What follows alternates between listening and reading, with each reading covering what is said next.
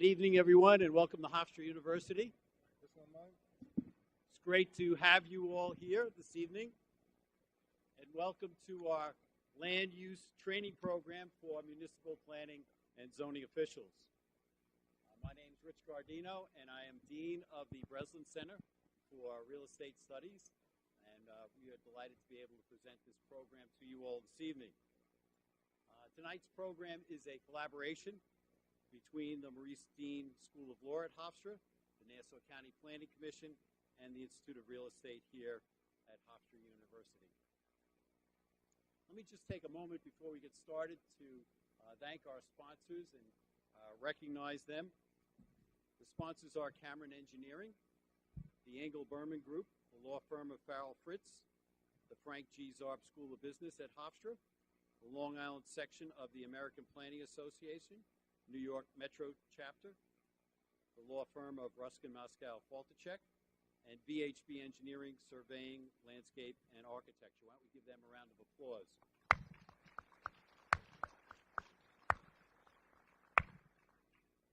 There are two people I also want to recognize who have been a great help in putting this program together, and that is Martha Kreisel from HGA. She's also the president-elect of Nassau County Bar Association. Thank you, Martha.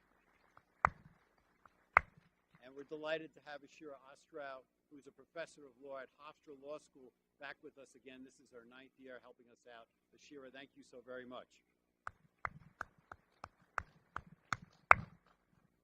Now, we've distributed packets of materials and documents relating to tonight's presentations. For those planning and zoning officials, there are certificates in the packet, and they are for continuing education credits. Please make sure that you pick up 2 copies at the registration desk, and we'd ask you to return 1 copy as you leave. You can just fill in your name on both copies, keep 1 for your own records, and then if you'd be so kind as to turn 1 in. We keep a record of attendance, and also we've had on occasion people lose their certificates. In this way, we can issue a duplicate. For attorneys, it's slightly more technical to receive the CLE.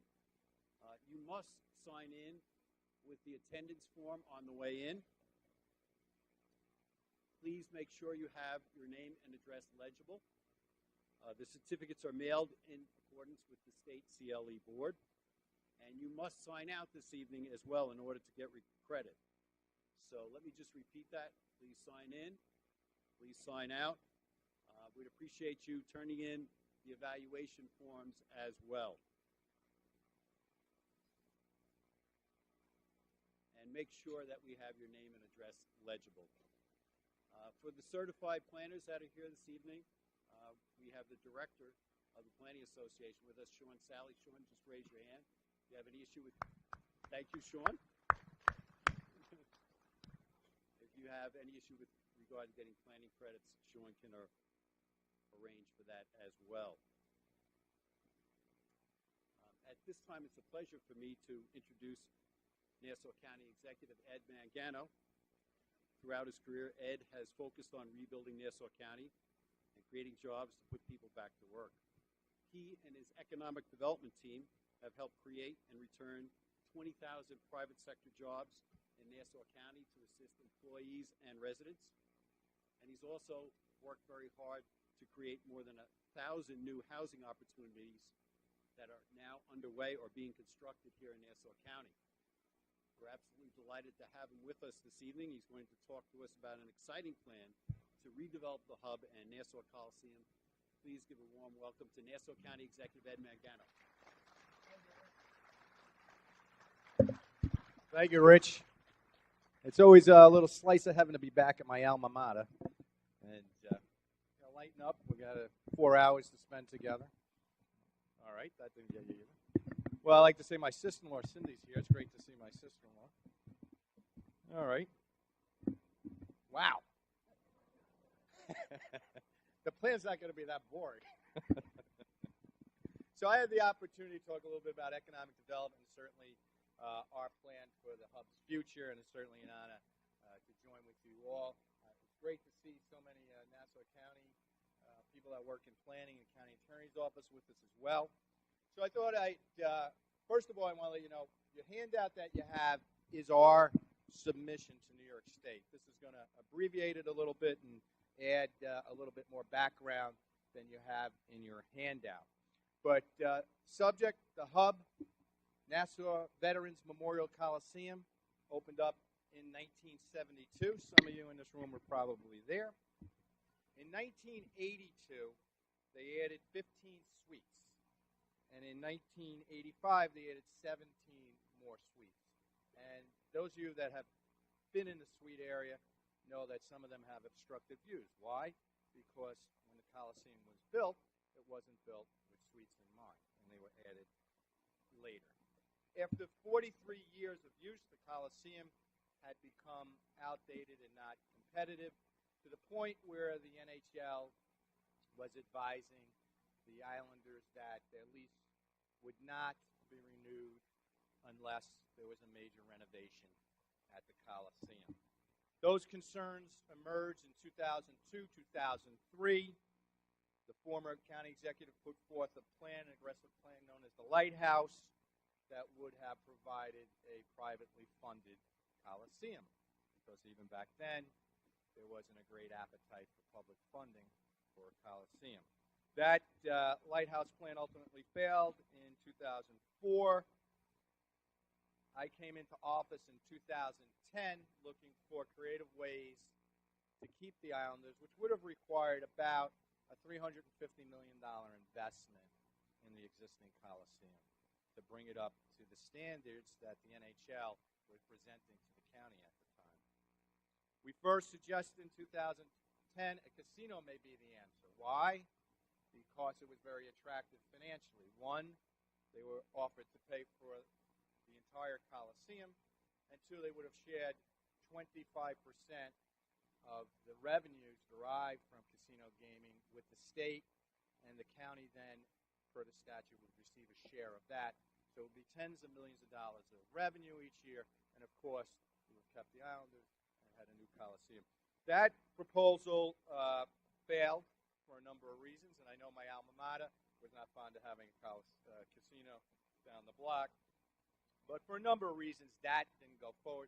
But that was really the essence, to examine whether a casino could work. Just a very attractive way to achieve a 100% privately funded Coliseum for benefit of our taxpayers.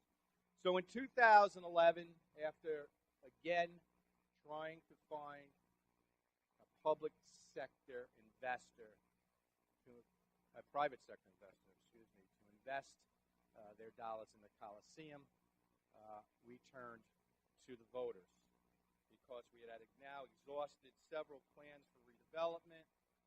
We had reached out to the private sector to achieve the level of investment necessary for the Islanders, and we went forth with a $400 million referendum in 2011.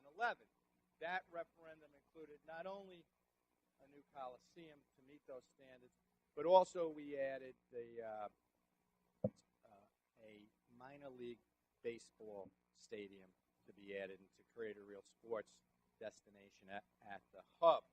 Unfortunately, the voters rejected that in August of 2011, and that failed. So then we were at a crossroads as to what to do. Clearly, the county was not able to meet the demands of the NHL and the Islanders to create this facility. That was necessary to keep them. But we kept on moving forward, because nothing could have been worse than an entirely blackened Coliseum, a dark Coliseum with no activity on that property.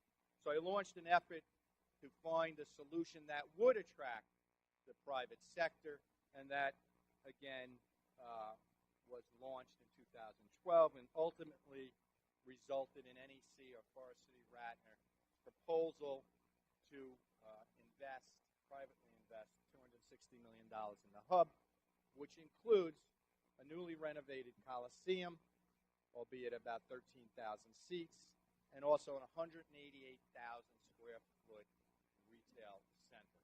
And that was good news for the county, because clearly economic development, jobs, and entertainment destination would continue, not only continue in Nassau County, but it would be something that we could be proud of, would have entertainment, sporting events, and certainly provide that destination type area that our younger folk are looking for in terms of restaurants, movies, and places to recreate and stay a while. So that $260 million investment is on its way. The contract was signed, and the Islanders moved out on July 31st. August 1st, Forest City Ratner took control of the property and are in the midst of getting it ready for full construction, which will have a ceremony of groundbreaking in a couple weeks. So that's good news in that regard. Another opportunity that we had in the NEC deal, or I should say in reaching out to the private sector, was to correct many of the fiscal issues that we had with the first lease. The first lease for 43 years returned very little to the county. As a matter of fact, for most of its term, it cost county taxpayer dollars because the county taxpayer was on the hook for the capital improvements, some of the maintenance improvements. For instance, the taxpayers were on the hook to buy the scoreboard. That was about $1 million. They're on the hook to repair the parking lot, maintain the parking lot, and make other costly capital improvements. In addition, we paid the utility bill, which was approximately $2 million. In the new lease and arrangement with the county, we were able to shed all of those historic costs, and in return, we receive 8% of the gross revenue, or $4 million a year from the Coliseum, a minimum of $4 million a year. That's good news. And with respect to the retail portion, a minimum of $400,000 a year rent, or 8% of the gross revenue. Both of those are whichever are larger. So we basically eliminated our expense. We replaced it with a positive income stream and brought a new entertainment destination to our residents here in Nassau County. I'm sure it's something that you will be proud of, and that's good news. In addition, those lawyers that are out there, the way the lease was constructed, there was significant amount of room for debate over what was a capital expense, what was a maintenance, and each year you would read about payments that were withheld and disputed, and would take an enormous amount of legal effort to get to a settlement on what was the county's responsibility versus the operator's responsibility. So we kind of remove those issues as well. So now, with that $260 million investment, we basically achieved 10 acres of redevelopment. The site is 77 acres. So what you see there, you have 77 acres. 10 acres is where the Coliseum sits on the cement footprint. On that cement footprint and the Coliseum, that is what is involved in the $260 million investment, and that's where you'll see the new Coliseum and the entertainment district. That left us in the area of 67 acres of surface parking to meet the zoning requirements in terms of parking to support that facility. Our vision is to create jobs and opportunities on those 67 acres. And the opportunity to do that comes with another issue, and that is, how do you overcome the costs associated with structured parking? It's been a problem in nearly every municipal development, Coliseum development, arena development, is how can you maximize your economic development while paying for structured parking? So this year, in this year's state budget, the New York State budget, there was $400 million that our New York State senators from Long Island were able to put aside, get in the budget, and get approved for transformative projects. Projects that would transform our region here on Long Island and Nassau and Suffolk. And we had the opportunity then to present a plan on how would those $400 million best be used to create jobs and attract further private sector dollars, investment. So, transformative projects defined as projects that are job producers and attractors of private capital. The parameters to be considered for the state infrastructure and transit investment are: 1, They preferred something shovel-ready, something that would be achieved and create jobs in the near future. Job creation, private sector investment, while linking academia, research and development, and other economic centers in the county. And our submission is the link plan. And it does just that. One, in 2015, the New York State REDC, the Regional Economic Development Council, there are 10 regions that the governor has set up across the state. We're the 10th region down here in Long Island. Each region was selected to concentrate on an economic center. Our economic center here in Long Island that was chosen was biotechnology. And it was actually another region competed for it. After everybody looked at it, Long Island was selected as the best place to develop biotechnology for many, many reasons. Also embodied in our plan is our 2015 hub transportation study. That study, I will tell you this, I became a legislator in January of 1996. I was elected to the legislature. I was on Planning, Development, and the Environment Committee. The first item was the transportation study for the hub. I'm happy after 20 years that's been concluded with a recommendation of bus rapid transit. So after all that study and all those dollars, the most practical, realistic way to create a transit alternative here in the county of Nassau was bus rapid transit, and that's why, thank you. 20 years. But anyway, that is also embodied in our plan. And what I'm trying to give you is the foundation of this plan is from the research and effort from many people in different municipalities that worked on solutions for our hub. We're trying to incorporate those solutions so we have a very solid, realistic, achievable plan that we hope the state supports. In addition, we have our economic initiative that Rich Guardino spoke about in terms of providing alternate housing opportunities for our youth. We hear this from employers time and time again, that there needs to be opportunities for our youth to find housing here in the county. And to do that, today's starter home is more a rental apartment that they can afford rather than investing in a home.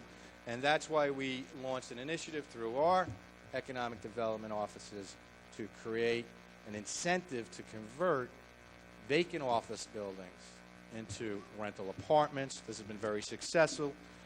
We have over 1,300 units in the program already that are part of the incentive program, and it's spurred in total about over 3,600 to 3,700 new apartment opportunities in Hempstead, Mineola, Roslyn, and Farmingdale, just for example. So these efforts then to redevelop, find private investment, to create jobs and opportunities on the parking area are already working.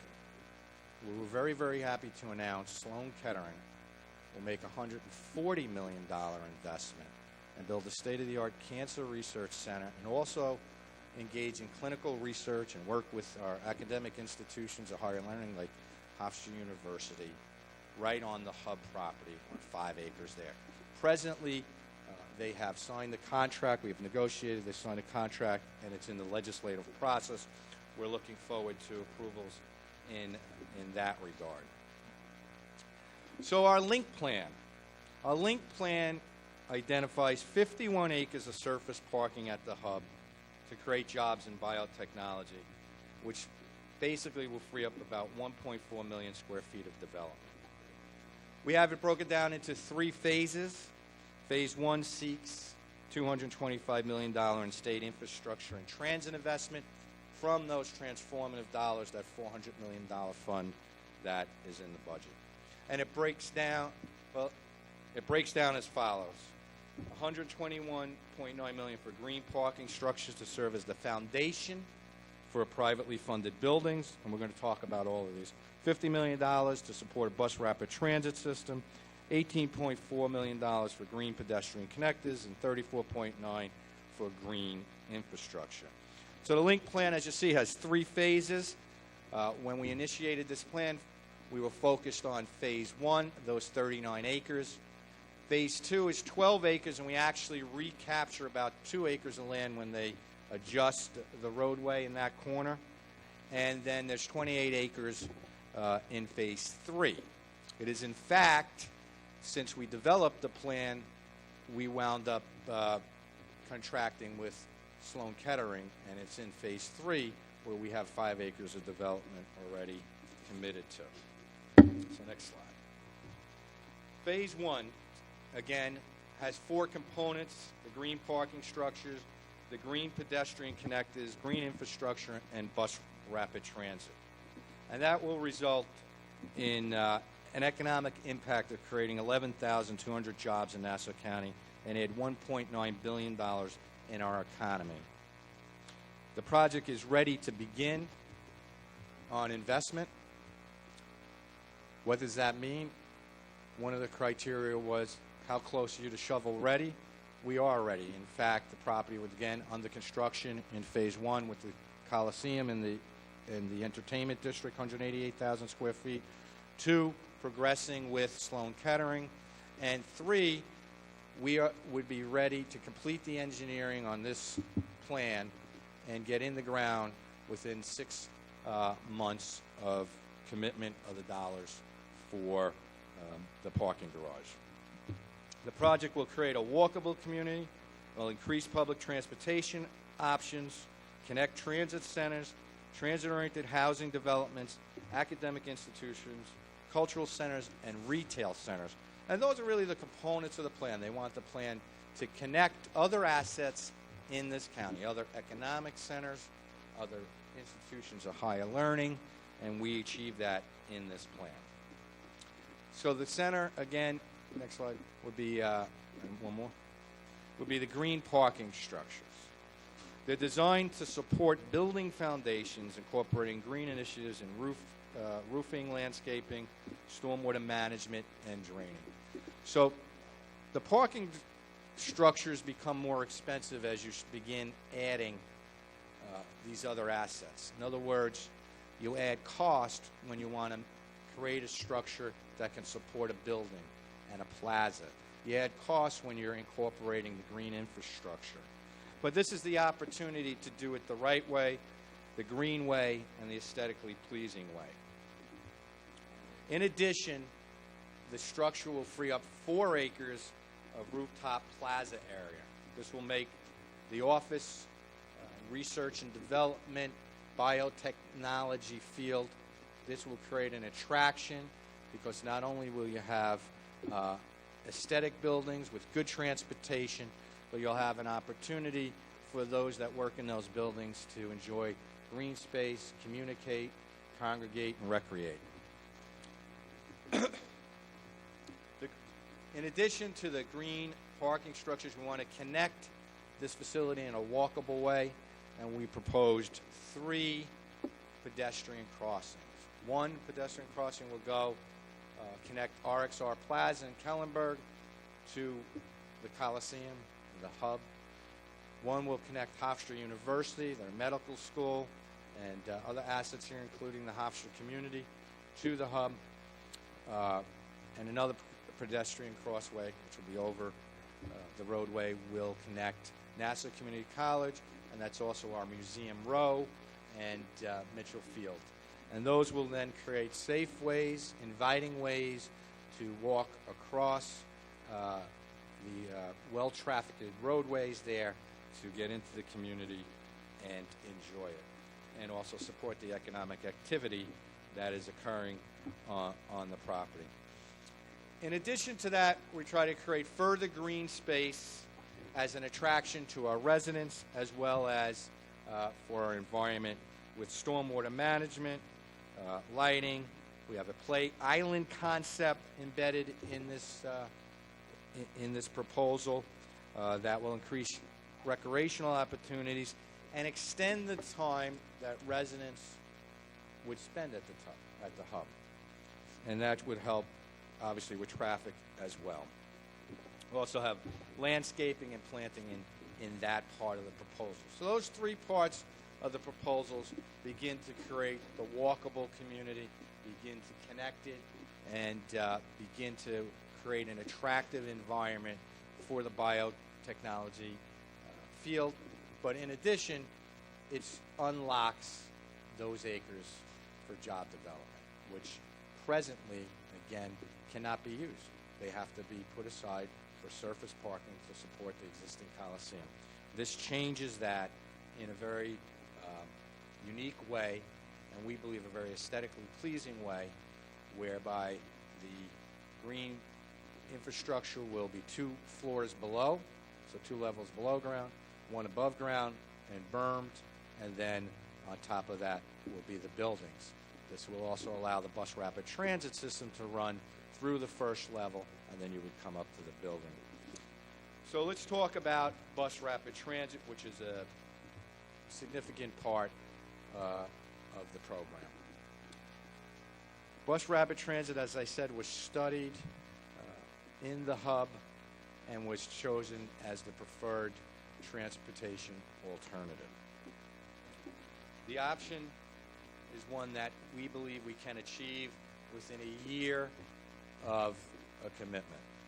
We will link Hempstead Railway through to Mineola Railway via dedicated lanes, signal prioritization, and utilize environmentally friendly electric buses.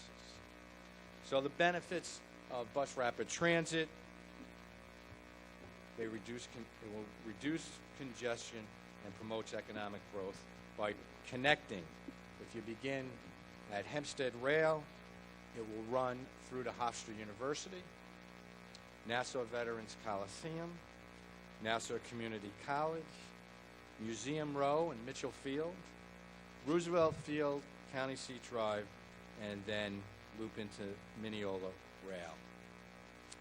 Again, we will be connecting those railways, and as well, it connects and will provide an opportunity for the transit-oriented housing that we created at Mineola for those residents to conveniently use the rail system, the bus rapid transit system, to conveniently get to retail centers, educational centers, and certainly the hub. The potential uses, we have in Nassau Community College 22,000 students. Hofstra University, 11,000 students. Roosevelt Field has 22 million visits per year. And most importantly, the next generation, statistics have shown, research has shown, are interested in actually using the alternatives. You know, those of us that grew up in suburbia take our car to the mailbox. You know, we don't go anywhere without our car. Maybe in this room we have more people that are environmentally sensitive and make an effort. But generally speaking, and clearly the studies have shown, you know, people take their cars. One just needs to visit Roosevelt Field during the holidays to understand how many cars are utilized that don't need to be utilized. You know, how many cars have one person in them. And this, again, will provide that opportunity. It supports Nassau's youth. Many younger residents are seeking transportation options. As a matter of fact, a recent survey shows 45% of young people have made an effort to replace driving with other options. So we believe this is the time to launch the bus rapid transit system. It will work, and we're committed to doing that. So phase 2 holds, and then in the bus rapid transit system, as I said, it also holds the possibility for future expansion. We may be able to, at some point, connect Jamaica train station through to the Hempstead line and provide another alternative to move residents around our economic centers. So that is our proposal. Those are the 4 components of our proposal, and we believe the transformative link plan holds the key to creating a strong economy for Nassau County by leveraging access to its existing higher education, skilled workforce, and attractive hub destination. It will attract new employers in the field of biotechnology and healthcare. Certainly in healthcare, we've already attracted Sloan Kettering, and they'll continue to grow on the property. The hub infrastructure improvements will attract that private sector dollars, those private sector developments that the program was launched to do. It will certainly fit into what the state was trying to achieve. And we believe that we've covered all of those factors and those foundations in our plan, and that's why we believe it will be attractive to New York State to support the funding to unlock the potential of 51 acres of what is now surface parking. So now I have droned on for a half hour. I see some blank stares. I see some people that have some interest. And why don't I take a few questions? We'll see if we can get a topic or some interest, what you may be interested in. If I don't like the questions, I'll go back to speaking, and we'll see where we go. We'll go from there. Yes.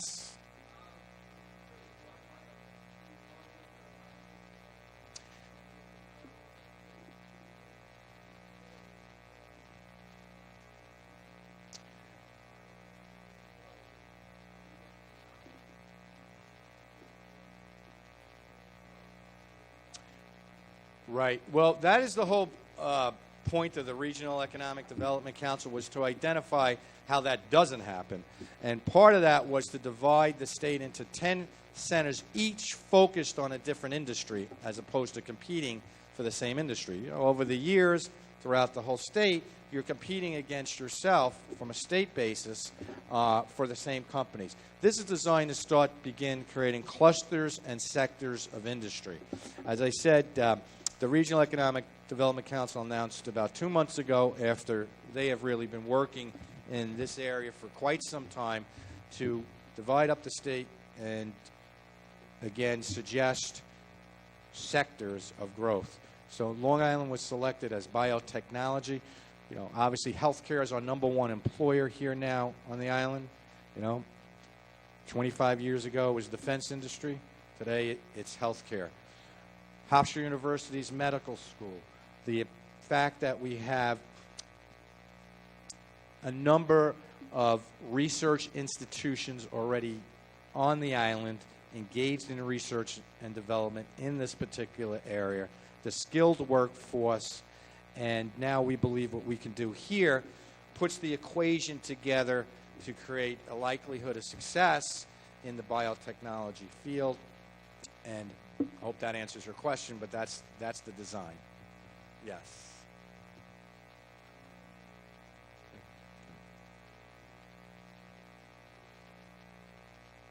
Sure. Yes.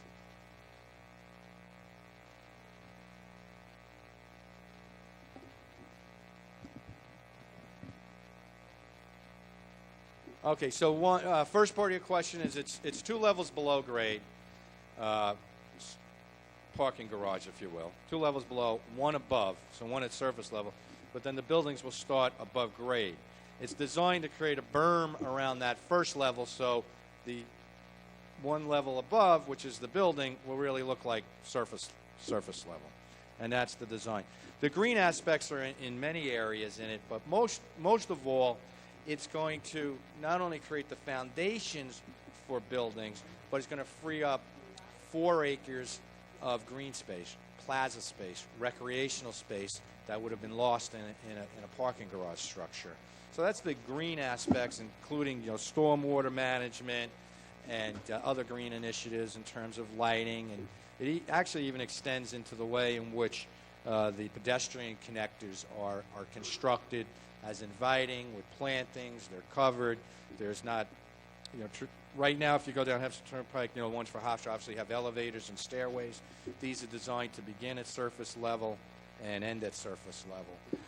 So that's the green infrastructure, the thinking about our residents and our environment and freeing up recreational space. As far as our likelihood of success, I think our likelihood of success is very good, because I don't know of any other project that's ready to go, ready to create these jobs. And my understanding is one of the state's focus. They want to invest these dollars, but see, A, the projects happen so the people can see their investment in infrastructure was a valuable one and a worthwhile one. And B, so you're going to be able to create these jobs now, in the near future. You know, we have many of our students and those that are seeking jobs in these fields. They graduate and they can't find, you know, employment in those fields. And most importantly, and I think that we make a very strong argument that those infrastructure dollars that are invested will be at minimally matched one-to-one with private sector dollars. So that's the state's concept. The state's concept is not to give away money because they have some money to give away. That's not their concept. Their concept is they wish to make an investment that returns a private sector investment. They invest $1, they want to see the private sector invest at least another $1 because of their investment. And at the end of the day, they want to measure that job growth. How did that strengthen our economy for not only this generation but future generations? Are we going to be able to achieve new economic centers here and across the state? And in our case, biotechnology. I think it will succeed, and I know those private sector dollars will be attracted. I think that we have that. Well, we can show them. You know, we already have a track record. We have a public property in that of the Coliseum, the hub property, which has attracted a public-private partnership or a private sector investment of already $260 million already. And should Sloan Kettering, which I think it will, I don't see any reason it won't, complete the legislative process and all of the other hurdles that are necessary, including its certificate of achieving its certificate of need, then that will be another $140 million investment. And there's 250 jobs there that pay over $150,000 each.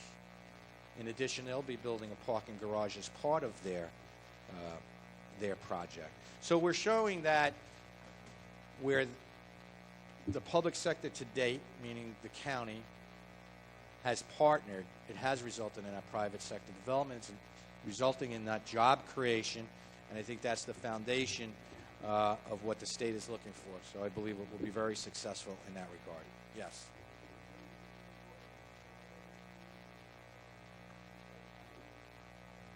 Okay, I would say yes. It's not determined. Should we get the commitment, then the engineering plans would be further developed, obviously for public input, and that's a very good suggestion.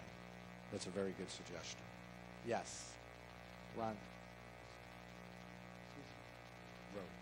Questions on water availability. Yes. And whether with your parking you are going to angle it sufficiently that the runoff water goes into the ground and into the aquifer to help restore some of what has been removed from your building. Yes, the answer is yes. It's well thought out stormwater runoff plan. That's part of our proposal. You know, the engineers have worked on it, and of course, should we get the commitment, they'll further develop those plans. But yes, very good input there. We appreciate that. Any other questions? Yes. Sorry. Has there been a study to determine the adequacy of the sewage facilities leading to Bay Park with regard to this, the number of people who will be in this development? And another quick question, has there been a study as to the effects of the number of people coming in here upon the aquifer in this area? I know that we have a significant amount of capacity in terms of wastewater treatment, especially with the fact that we're completely rebuilding our wastewater treatment plants post-Hurricane Sandy. I don't know the answer to your second question. I would have to get that for you. All right, John? It's a good one now. I know where to find you. Any other? Yes, question in the back. How will this project affect the local economies, particularly the towns that surround the HUD area, like Hempstead, East Meadow? Yes.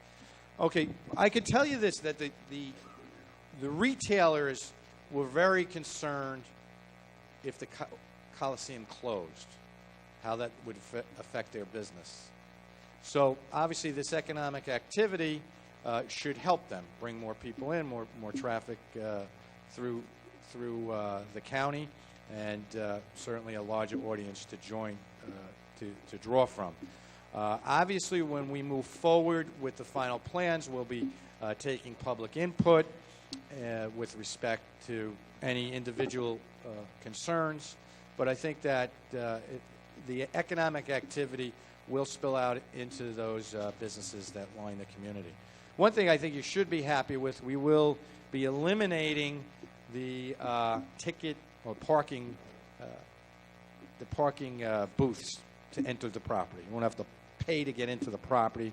That enormous backup that you see because you have to pay your $7 will go away, with more ingress and egress in and around the facility. Now, someone will ultimately say, but in your contract, the county gets 12.75% of the parking.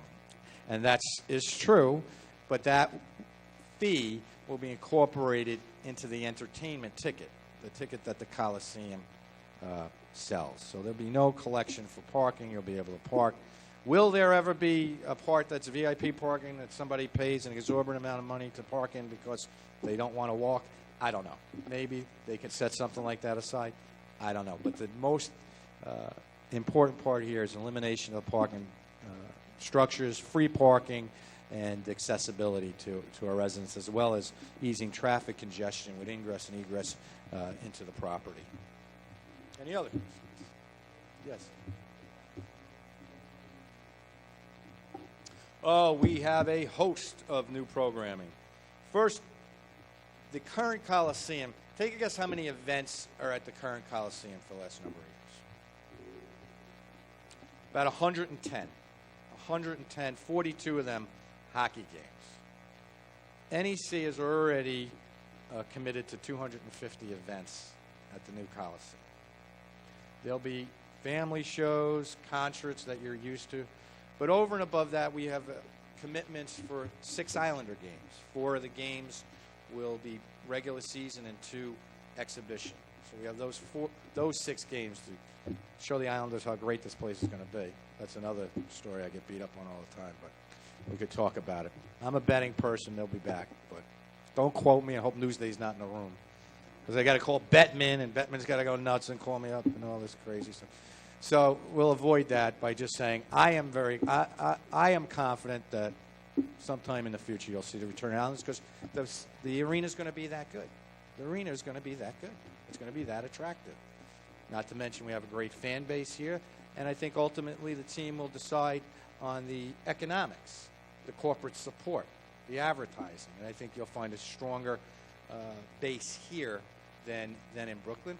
But look, for the next several years, they have to play in Brooklyn. This is going to be under construction. We have to build this. We have to show them that hockey can be played in the building before they'll come back for their games, and then they'll play some games here. And let's see what a showing Nassau County can do to convince them to come back. But anyway, so we have the yes, thank you, Katora. I have one fan, and my sister-in-law is not clapping. We'll talk about that at the next family gathering. Over and above that, we have a Nets game. They are going to open up in December of 16, a very aggressive schedule. We'll have collegiate basketball as their first game. We will have minor league hockey as part of their commitment. Otherwise, they have to pay us $1 million. So we will have minor league hockey, and possibly some boxing and other events. But in the contract, we're committed to the Islanders, the Nets, and some other great events that I'm sure you're going to enjoy. There's to be something for everybody at the Coliseum, and I think it's something that you'll be very, very proud of, and I hope you will. I know I will be. Any other? Yes. I'll take the one applause. And in my other... Thank you, Leslie. Thank you, Cindy. You've redeemed yourself. Yes, a question. As someone who just completed 3 months of consulting work for the past leaseholder, I feel that the Coliseum, even though I miss the Islanders, that is in desperate need of a facelift. So this is obviously something that had to be done because it is the infrastructure there has got to be improved. So I'm just curious though, when we finally get everything ready, Nassau Coliseum will still remain the owner of the underlying land, and who will be managing all of these properties? Or am I mistaken in my assumption? No. Well, first of all, the people of Nassau County own all the land and continue to own the land. We have an operator, which is NEC, Nassau Events Center, which really is a Forest City Ratner company, and they have they're a common operator with Barclays. Another reason why I think there's an ability to work something out. And I also wanted to mention that I actually just finished Barclays Center, some of the environmental work within Barclays Center. So I know we've got two strong partners with Forest City Ratner and Memorial Sloan Kettering. Thank you. And I'm hoping that they will be part of the management ongoing. Yes, the contract is with NEC, and I believe that they'll continue as the operator. I will say this. All of the land, with the exception of 5 acres for Sloan Kettering, will remain owned by the County of Nassau.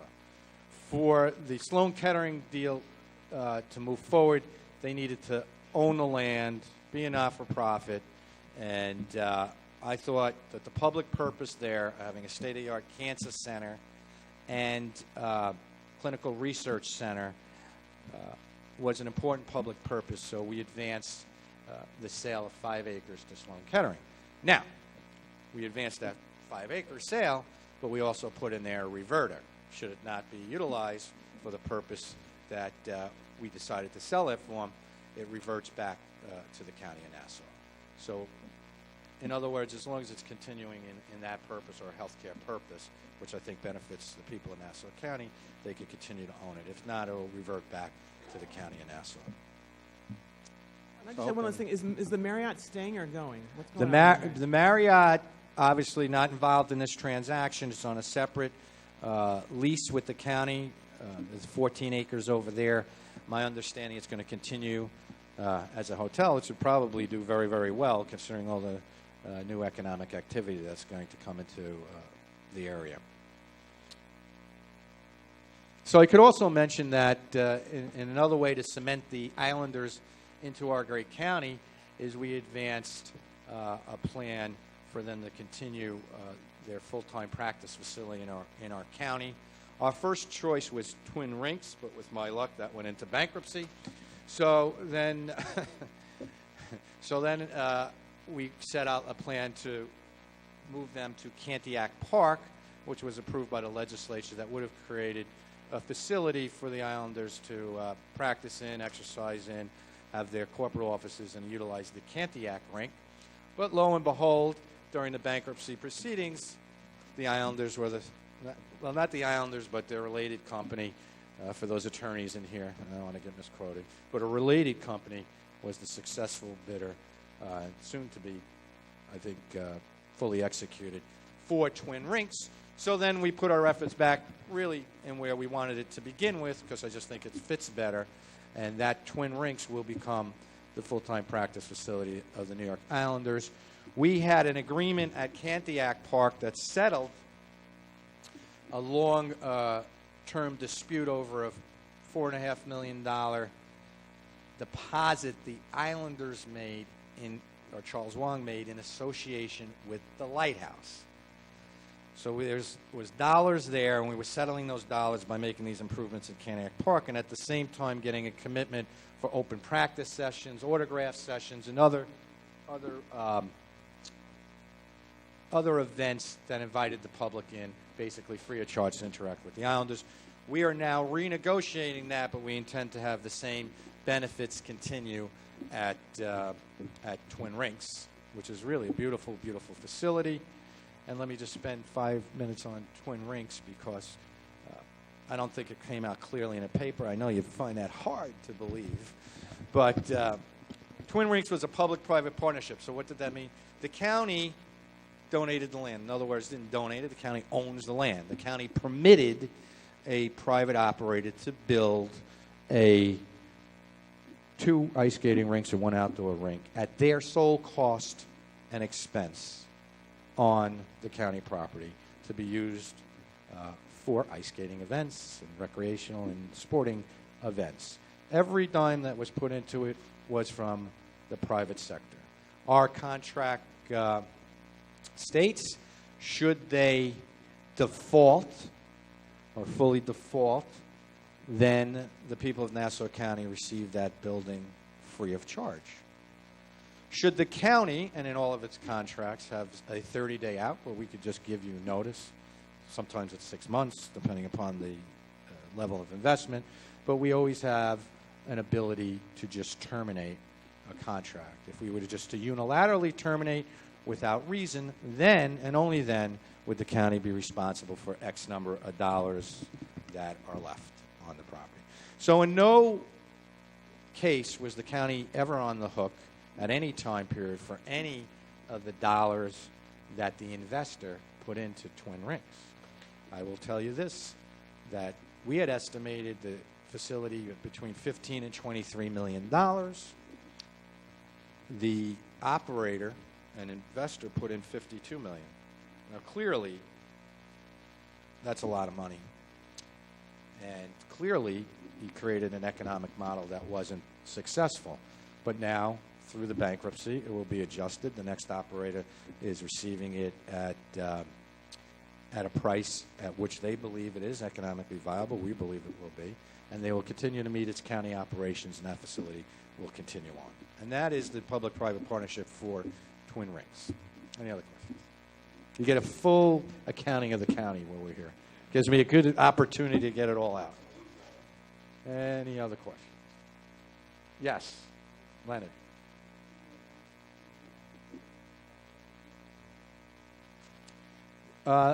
It is actually proceeding. It is actually proceeding. There was some, as in every legal proceeding that this county has ever been involved in, maybe, you know, the dates are set forth, and there's always questions and delays and more information. And I think the judge is doing a good job and being very thorough, and that protects the county as well.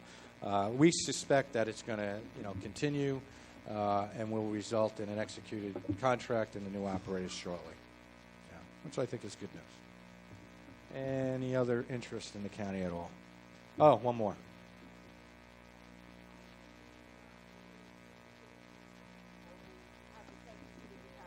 Good question. First of all, on the seating.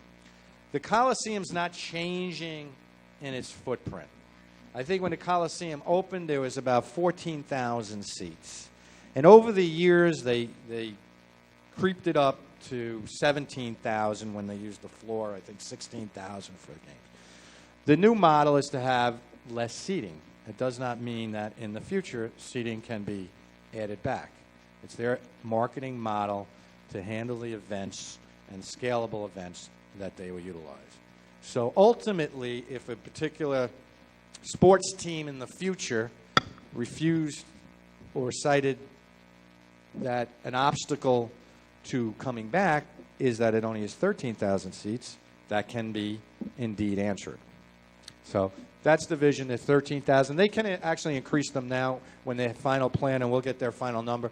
I know they were looking between 13 and 14, and we'll see where it lands. Off the top of my head, I don't. I don't off the top of my head. Do you? Oh, okay. I think they can require what they want to require, you know. I'm not sure. I know that at 16,000 we were well, you know, within it, and on all the other models, the other models were about 16,000 when we were spending $350 million, you know, in that area to meet their demand. Okay, thank you very much.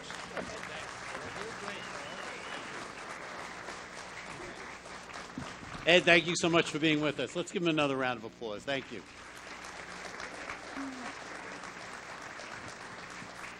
Now I'm going to ask Martha Kreisel to introduce our next panel.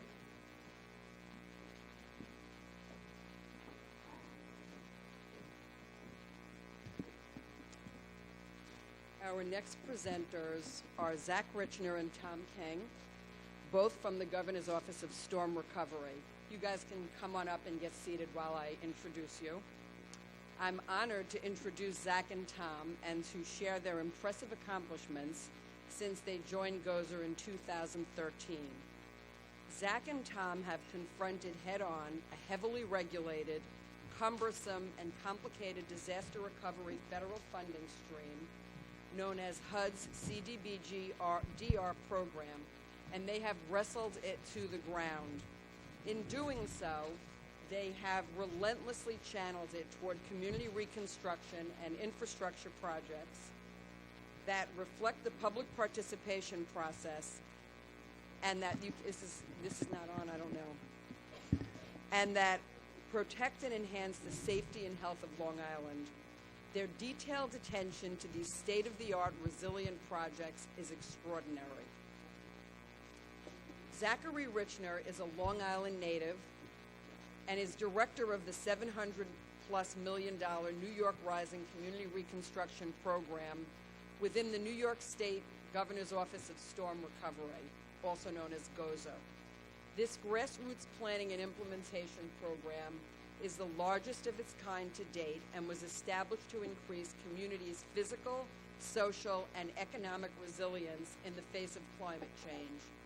In his role, Zach oversees the program's Long Island Initiative, which comprises over 42 communities across Nassau and Suffolk counties, and he supports over $1.5 billion of smart job-generating infrastructure investments. Zach joined Gozer after working at President Barack Obama's Hurricane Sandy Rebuilding Task Force, which was established by presidential executive order and chaired by then U.S. Department of Housing and Urban Development Secretary Sean Donovan.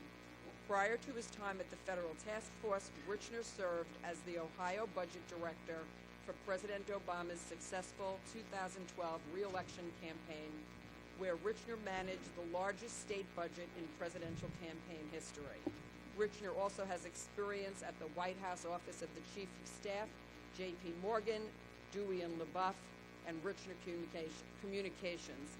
He is a graduate of Harvard University. Tom King, who joins us from Albany today, is the director of the Bureau of Environmental Review and Assessment, interim, and Assistant General Counsel for the New York State Governor's Office of Storm Recovery, GOZA.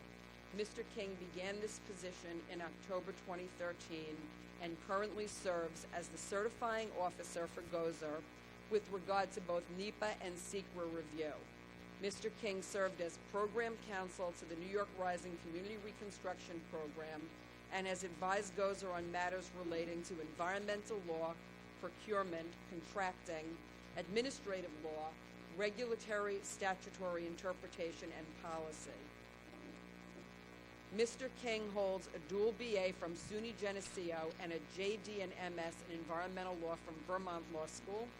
The GOZA Environmental Review Program is responsible for conducting thousands of environmental reviews of various size and complexity, arising from the state's efforts to recover from the devastation caused by Superstorm Sandy, Hurricane Irene, and Tropical Storm Lee. Prior to joining GOZA, Mr. King served as a senior attorney at the New York State Department of Health, working on SEQRA reviews for hospital construction approvals issued pursuant to Article 28 of the Public Health Law, environmental health regulations, and issues surrounding the corporate practice of medicine. Mr. King has also served as a clerk to the Vermont Legislative Council, where he drafted numerous pieces of legislation, including the first GMO food labeling law in the U.S. and the first legislative ban on hydraulic fracturing in the U.S. My pleasure to introduce Tom and Zach. Thank you both.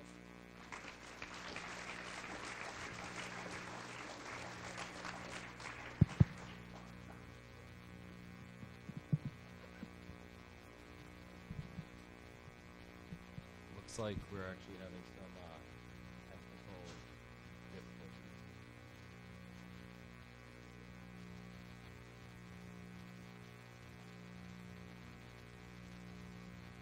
Martha, thank you.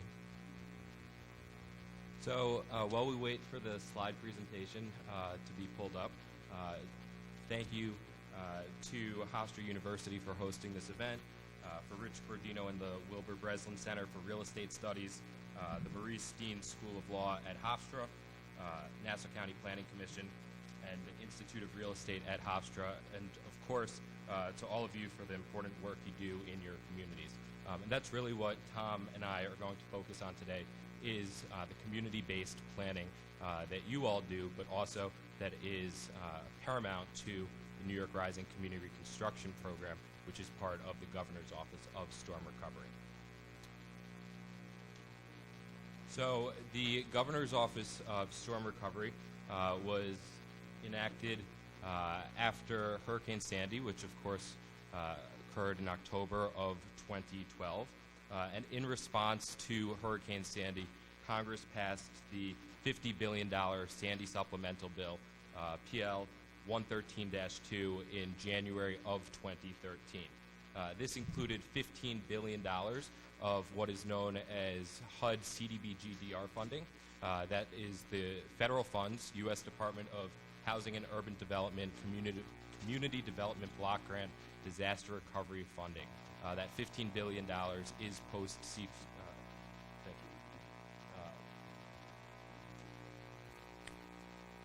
post-sequestration amount.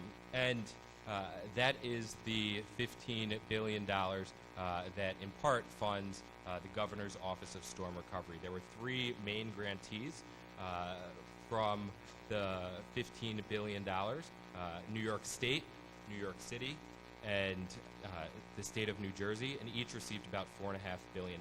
The remaining funds went in small amounts to some of the other Sandy-affected states like Connecticut and Rhode Island.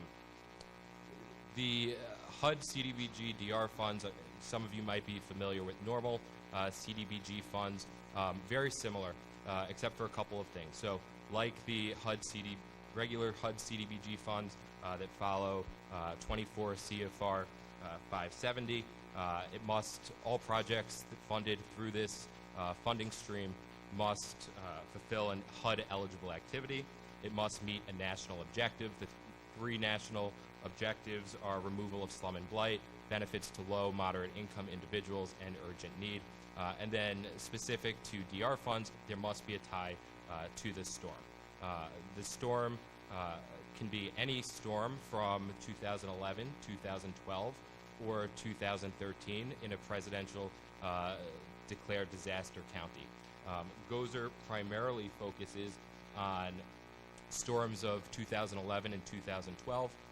Here on Long Island, we felt Irene and Sandy the hardest. Upstate New York had some severe flooding from Tropical Storm Lee.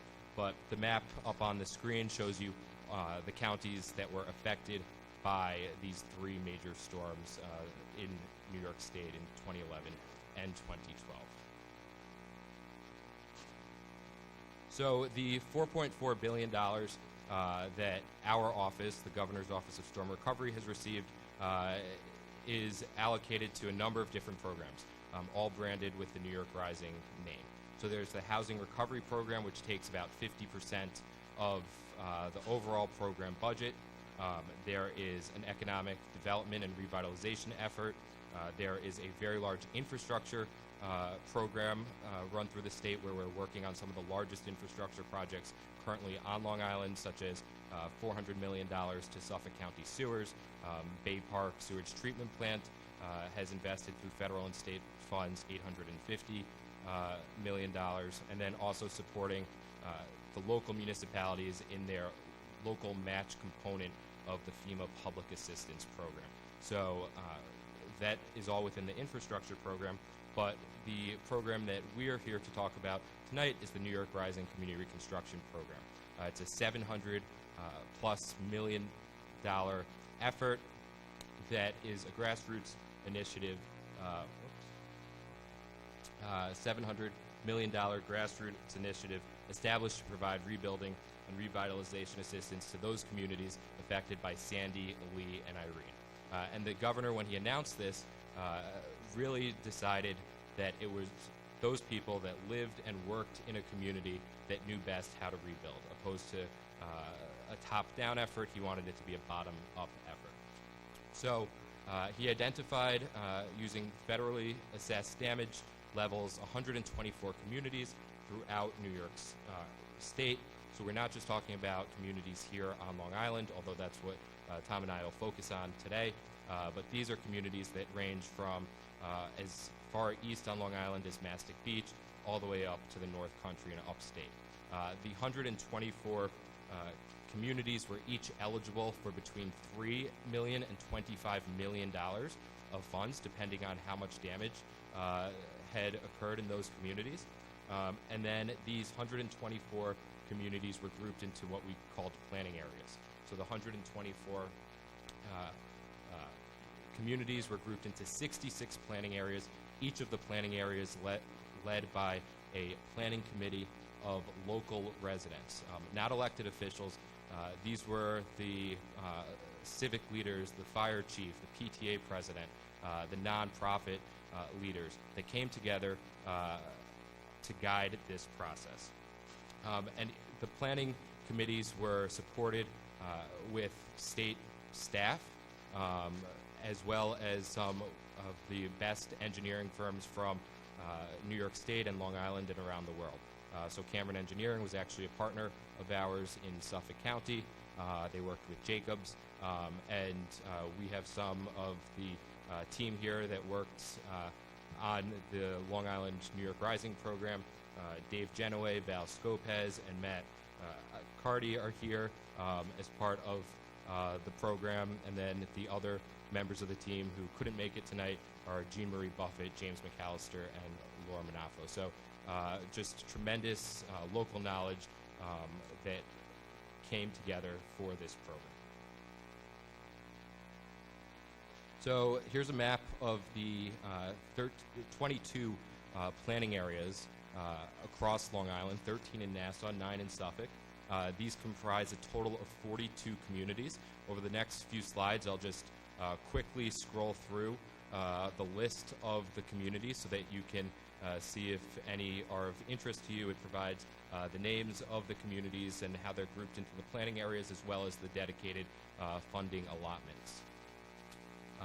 So all told, there are $250 million of funds allocated to Long Island communities. You'll see that South Valley Stream has a line under it that says New York NYRTT Award, which stands for New York Rising to the Top Award. The governor had a $24 million competition called the New York Rising to the Top competition.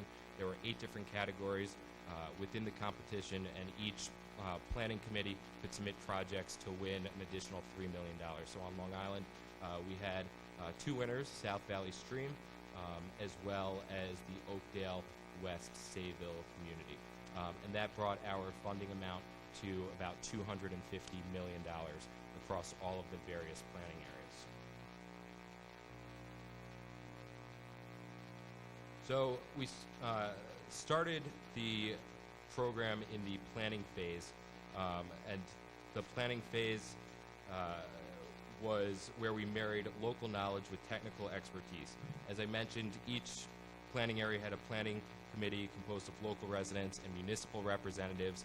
When municipal representatives were present, they served as non-voting members, and the committees led the planning process. Also, of course, supported by a robust staff of state employees. This included staff with our office, staff and planners with the New York State Department of Transportation and New York State Department of State, and then, of course, consultants. You'll see on the screen some of the consultants that worked here on Long Island, some very well-respected firms, AKRF, Arup, Jacobs & Cameron, Perkins Eastman, and URS. So each of these New York Rising planning committees created what we call the New York Rising Community Reconstruction Plan after an 8-month planning process. During this process, it was the role of the committee to inventory the community's assets, to identify needs and opportunities within that community, evaluate risks associated with these assets and the community as a whole, and ultimately to conceive projects to be implemented with that dedicated allotment of funds for that planning area. So the hope and we believe we were incredibly successful, was to propose projects that would build a physical, social, and economic resilience in each of the communities that we serve. And we asked the committees to look at projects through 6 different lenses: community planning and capacity building, economic development, health and social services, housing, infrastructure, and natural and cultural resources. And this is the same lens that FEMA asks the government, the federal government, to look at recovery through the National Disaster Recovery Framework that was implemented in 2011 by President Obama. All of these plans are available online at our website, www.stormrecovery.ny.gov/NYRCR for New York Rising Community Reconstruction. And I encourage you all to take a look. There's about 200 pages each. Each plan is about 200 pages, and I'll talk about how we are going to implement some of these projects.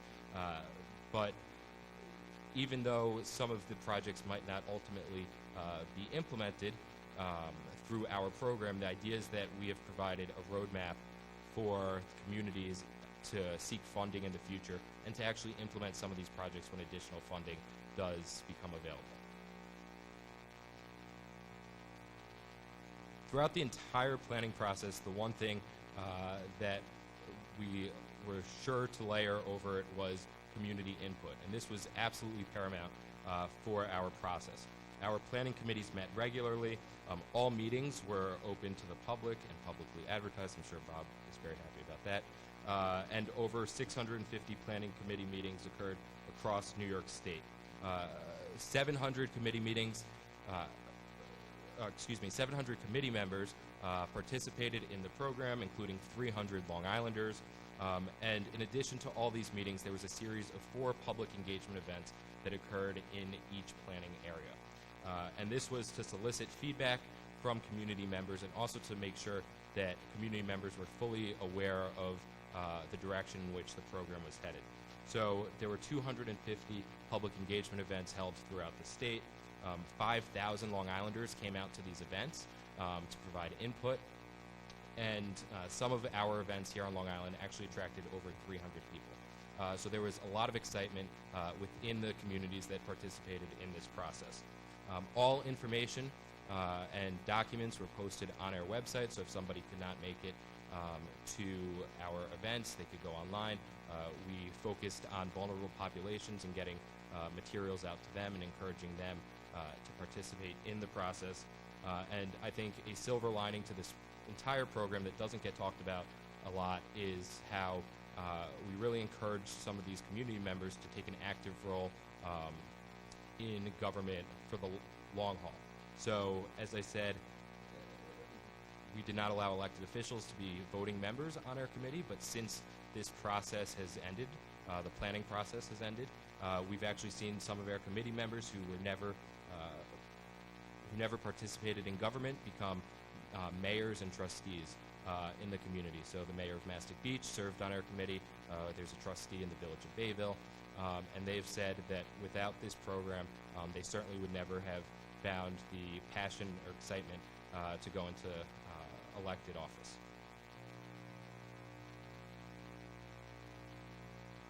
So now we are in the implementation phase of our program. And we are committed to implementing projects at the local level. So although the committees are no longer driving the process forward, we do want to maintain that local flavor to our program throughout implementation. So the way that we are doing that is by partnering with what we call subrecipients to actually execute these projects. And subrecipients are eligible local governments, nonprofit organizations, or state or local agencies who are responsible for complying with all the federal, state, and local laws and regulations associated with HUD funding. The subrecipients are project specific, meaning a certain planning area. Let's take a village, for instance. For one project, the village might be a subrecipient. For the next project, it might be the town. For the next project, it might be a county. And for the next project, it might even be a state agency. We have the Dormitory Authority of the State of New York as a subrecipient for some of our projects throughout the state, including here on Long Island. And so far, we've partnered with 12 different subrecipients here on Long Island for the active projects, which we'll talk about in just a second. But ultimately, for the community and the residents, the choice of the subrecipient shouldn't matter. It does not affect the project beneficiaries. It really is what happens behind the scenes and making sure that the party that is executing the project on the ground is equipped, has the capacity, and is responsible for all of the federal and state regulations. And something that we get questions about a lot is who actually carries out the procurement for these projects. And the answer is the subrecipients. We provide technical assistance to make sure procurement is done in a compliant way, and I'll discuss a little bit about our project coordinators, but the procurements are handled by the actual subrecipients, and if anyone is interested in procurement opportunities, they should look at the regular avenues for advertising of procurements. We try our best to post opportunities on our website through the supplemental opportunities procurement page on stormrecovery.ny.gov, but the most up-to-date will always be with the subrecipient directive. And all of our funds are 100% grant funds, so there's no local match as part of our program. Projects will be implemented on a staggered basis. We've announced 27 projects so far. We'll roll out additional projects in the coming weeks and months. And the total costs of the projects in the New York Rising Community Reconstruction Plans actually exceeds the allotment for that community. And this was a conscious decision that we made because we wanted the flexibility to choose projects based on environmental review issues, on HUD eligibility issues, and of course to make sure that the communities took full advantage of the resources we were providing to create a reconstruction plan that would help them in the future after our office has sunset. So I know that this is a little hard to read, so I will certainly walk through it, but we are making sure that all the projects we're executing are done in a compliant and effective manner. To do that, the first thing we do is an initial assessment of the projects and of the subrecipients. So we look at, for example, a subrecipient's A-133, their federal audit, to see how they've handled past federal, past federal funds. And then we look at a project to make sure that we're comfortable progressing it to the next stage, which is the subrecipient agreement and pre-application stage. So in phase 2, we enter into a subrecipient agreement with the subrecipient, whether that's a municipality, and on Long Island it is mostly municipalities at this point, but it can also be a special district, a nonprofit agency, a nonprofit organization or an agency. And once the subrecipient agreement is signed, we accept a pre-application from the subrecipient, which is where the subrecipient sends us their project idea, and we are able to evaluate eligibility of the project before we move forward with that project into phase 3. And phase 3 is application development. During application development, which runs concurrently with phase 4 project development, procurement takes place. We dive deeper into the project's beneficiaries. As I noted earlier, something that's very important for HUD funding is benefits to low, moderate income individuals. So we strive to enact projects that benefit these communities whenever possible. And the pre-application is, the application is submitted to our office where it is accepted. We do not, yes, it's accepted. We do not approve the application until environmental review is completed, and Tom King, who leads our environmental review team, will discuss the environmental review process.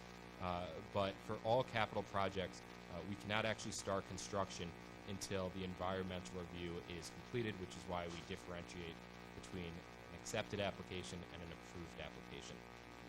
Once construction starts, there's a whole host of monitoring that takes place from a bi-weekly to an annual basis. There's labor monitoring to make sure that prevailing wage is followed, and then once the construction is done, there's project closeout.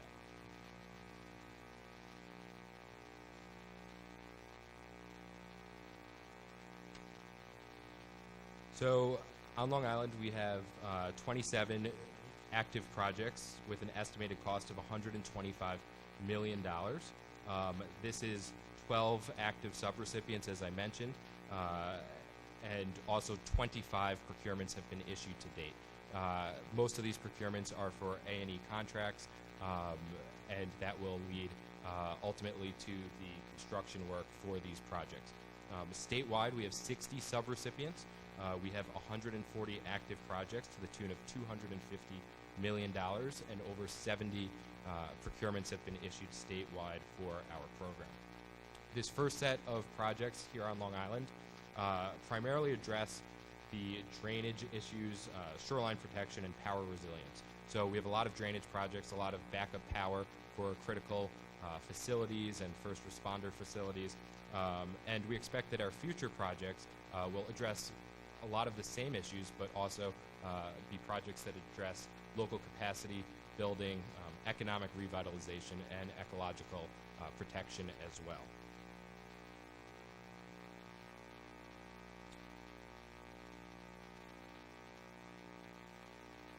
So throughout the program, we heard a lot of feedback from the subrecipients, the community members on the ground, and we really want to make sure that we are doing everything possible to build capacity at the local level and to engage those underrepresented populations in implementation. So what we're doing, our office is providing subrecipients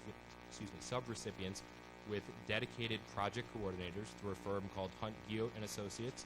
They are a Gulf region-based firm, and HGA provides dedicated staff to each subrecipient and standardized ad hoc and technical assistance for HUD compliance. This includes everything from procurement to the Uniform Relocation Act and everything in between. HGA also brings to the table a HUD-recognized online portal for document management and project tracking. We provide funds for local staffing so that our subrecipients can pay their employees or hire new employees for their work on our projects. We support the Davis-Bacon labor monitoring that takes place. I think, as a lot of you might know, this is a very complicated process where you actually go out in the field each week to do on-site interviews, and our office is taking care of that. And then something that we are very excited to be offering, and this was the direct response to what we heard on the ground from our communities throughout the state, but particularly here on Long Island, was we are funding and carrying out all the environmental review as the lead agency for the state and federal environmental review process. And all of these additional resources are above and beyond that community's allotment of funds. So it does not eat into the community's allotment of funds. This is above and beyond that $250 million that has been allotted to the Long Island communities. So the environmental review process is absolutely critical. As I mentioned, no construction work can begin until the environmental review is complete. So Tom King, who's the director of our Bureau of Environmental Review and Assessment, and also the office's Assistant General Counsel, is going to talk about the environmental review process. Hello, everyone. Let me start by just saying thank you for the great opportunity to speak in front of such a seasoned group of attorneys and planners and municipal officials. It's a great honor. My background is in environmental law, and so as Zach mentioned, that's what I'll be speaking about today. How's that? Apologies. I was just saying thank you. It's a great privilege to be here today speaking in front of such a seasoned group of professionals. My focus is on environmental law, and today I'm going to focus on the federal environmental laws that apply to HUD funding. I know that you're all probably familiar with SEQR, State Environmental Quality Review. Today I'm going to talk a little bit about NEPA and its application to HUD funding.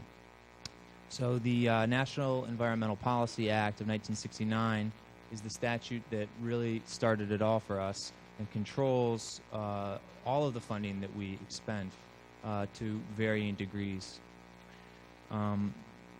Section 4331 of NEPA states that it's the continuing policy of the federal government in cooperation with state and local governments and other concerned public and private organizations to use all practical means and measures, including financial and technical assistance, in a calculated way to foster and promote the general welfare, to create and maintain conditions under which man and nature can exist in productive harmony and fulfill social, economic, and other requirements of present and future generations. And what's important about that statement is it set forth the first ever national policy on the environment, and I'm sure that many of you can remember that.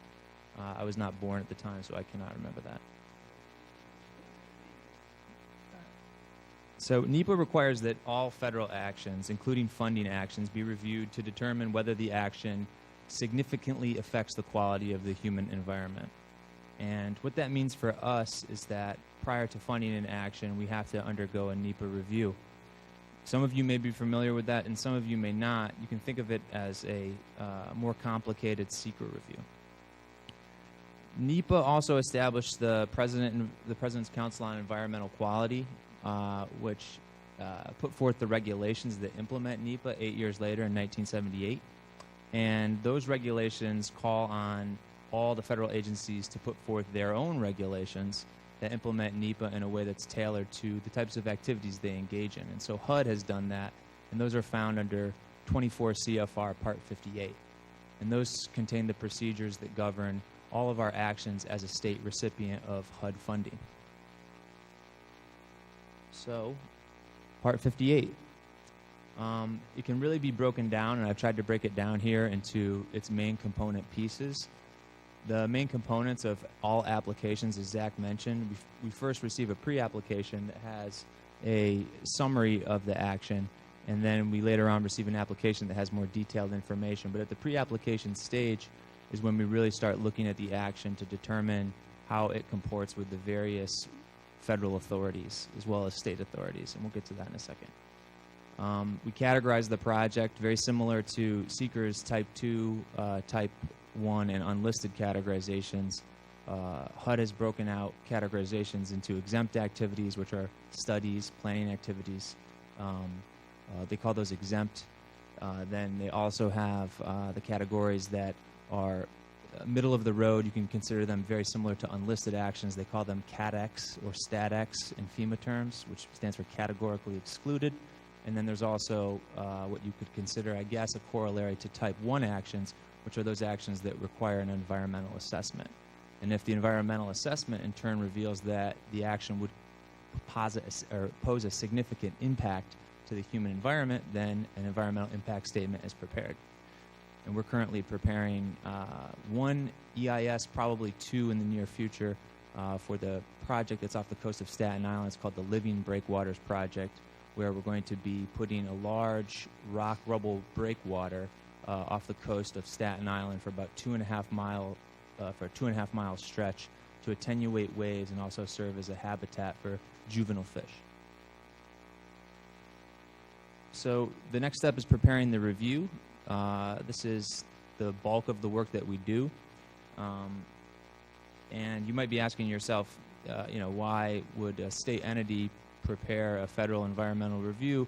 And the answer is found in another federal statute. It's the HUD, back a slide here, the Housing and Community Development Act of 1974, which allows for states to assume as responsible entity the responsibilities of HUD under the NEPA statute, as well as all of the applicable federal environmental statutes. So Section 106 of the National Historic Preservation Act, Sole Source Aquifer, and a host of other statutes that are found at 24 CFR 58.5. So HUD has delegated us this authority, and as such, we have to conduct a NEPA review on their behalf. After we perform the review, we request the release of funds They authorize us. We implement the project and follow up from time to time on any required mitigation, as well as any changes in the project that may require reevaluation. I'm sure you're all familiar with these concepts, as they are often found in your secret reviews that you do every day. So we're going to talk about a case study today to put this in context, and that is the Copeg American Venice Bridges project that came out of the Babylon plan, the Amityville Copeg plan. And this project, Zach can talk a little bit about the project. So the Amityville Copeg planning area was one of our larger planning areas in Suffolk County. There was an allotment of $14.1 million. And throughout the planning process, the committee proposed 6 different projects. A lot of them, as was typical, throughout Long Island, focused on storm water and drainage, as well as power resilience to critical facilities. If you do the math, you'll see that the projects actually add up to about $21 million. And as I said, that was a conscious effort that we made at the beginning of our program to encourage our committees to propose projects in excess of their funding allotments. A project that we are moving forward with at the moment, with the town of Babylon as the subrecipient, who has been just an absolutely tremendous partner, is the Copeg American Venice Bridge project. It's an $8 million project. Our team of Dave Genoway and Val Scopez have been instrumental in shepherding this project along as well. And the proposed project is to replace 2 aging bridges at East Riviera and West Riviera Drive in Copeg. These bridges cannot handle large vehicles that cross it. It's a huge health risk to the 3,500 people that live on the other side of the bridge, because fire engines and emergency vehicles can't access them. So what we would do through our program is provide funding to the town of Babylon to actually replace these 2 bridges. So I'm going to turn it back over to Tom to talk a little bit about the process and the work of the environmental team in making this project a reality. So this is an exciting project for many reasons, and it has a lot of different environmental implications. Very first environmental question that we looked at for this project was what alternatives exist to the replacement of the bridges. And an engineering report was prepared by Greenman Peterson that basically said that rehabilitating the bridges at this point would cost almost as much as replacing them and would not be as effective in achieving the purpose and need of the project, which was really to allow for large vehicles and emergency vehicles to pass over the bridges. And so after that, we really knew that there was not a whole lot of alternatives out there that would be able to address this purpose and need of this project, and so that it was really required to replace the bridges. Now, as you can tell from this picture here, they're very old and very charming bridges built in the 1920s, and they're called the American Venice Bridges for a reason, and as many of you probably know, it was part of a development project in the 20s to create Venice in America in this area of Long Island. And as such, they're built in a way that reflects Venetian architecture. And let me skip ahead a few slides here.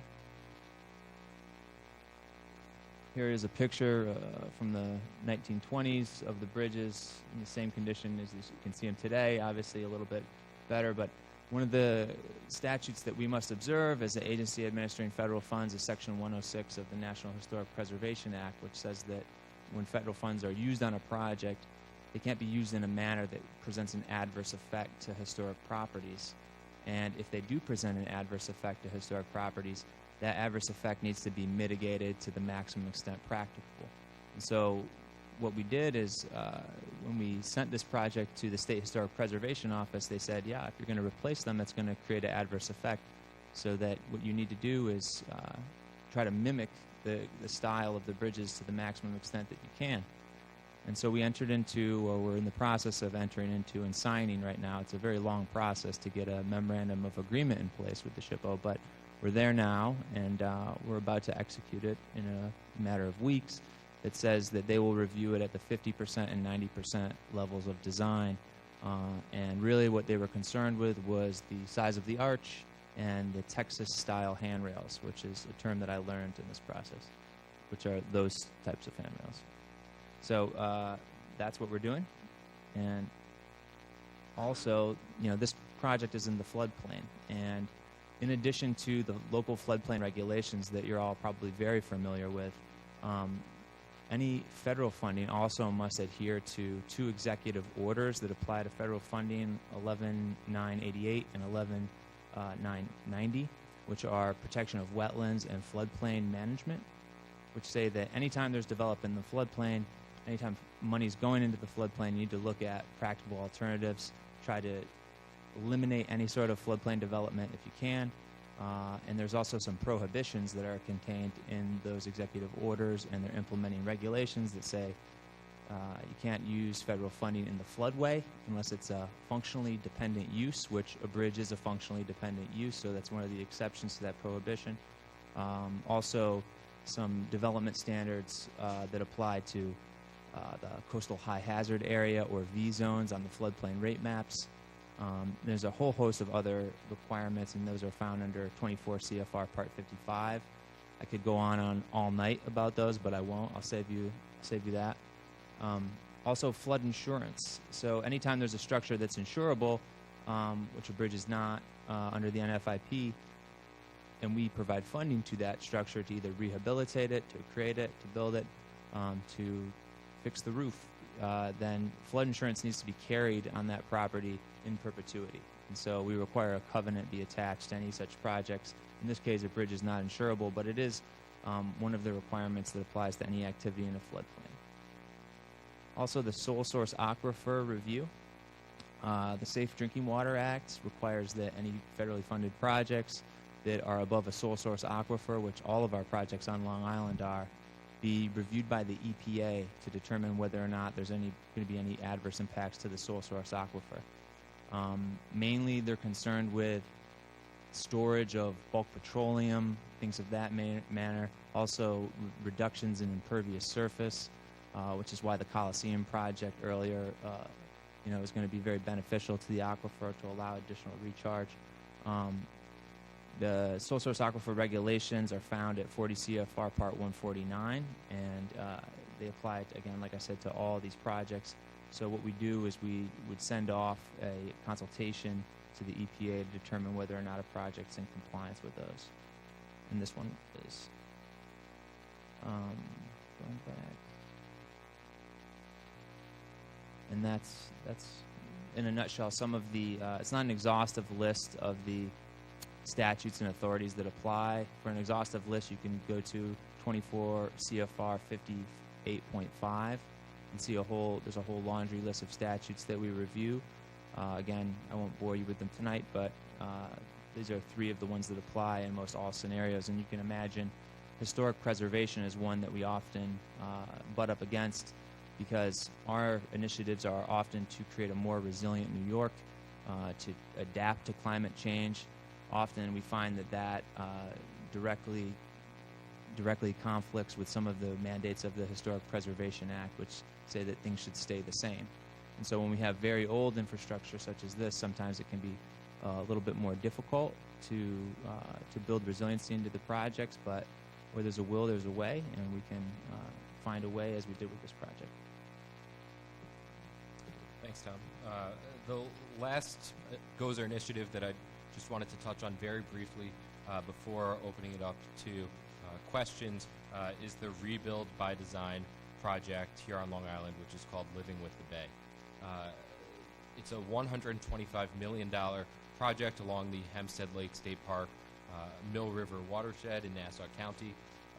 And Rebuild by Design was a resilient design competition created by HUD to bring together innovative designers from all around the world, truly all around the world, to submit ideas on how to make the Sandy-affected region more resilient. So ultimately, New York State was awarded 2 projects through this design competition. Tom mentioned one of them, which was the Living Breakwaters project off the coast of Staten Island, and the second project is the Living with the Bay project here on Long Island. And the goal of this project is to address stormwater flooding, flooding from rain and from storm surge. The reason I bring this up tonight is because we are establishing a citizen advisory committee. Applications are now open on our website at www.stormrecovery.ny.gov/RBD, which stands for Rebuild by Design. And we certainly encourage you all to apply if you're interested, but also to pass this information on to your various networks, because we really would love to see on our committee people that are committed to building resilience here on Long Island and making Long Island a better place to live and to work. So with that, we'll open it up for questions, and thank you very much.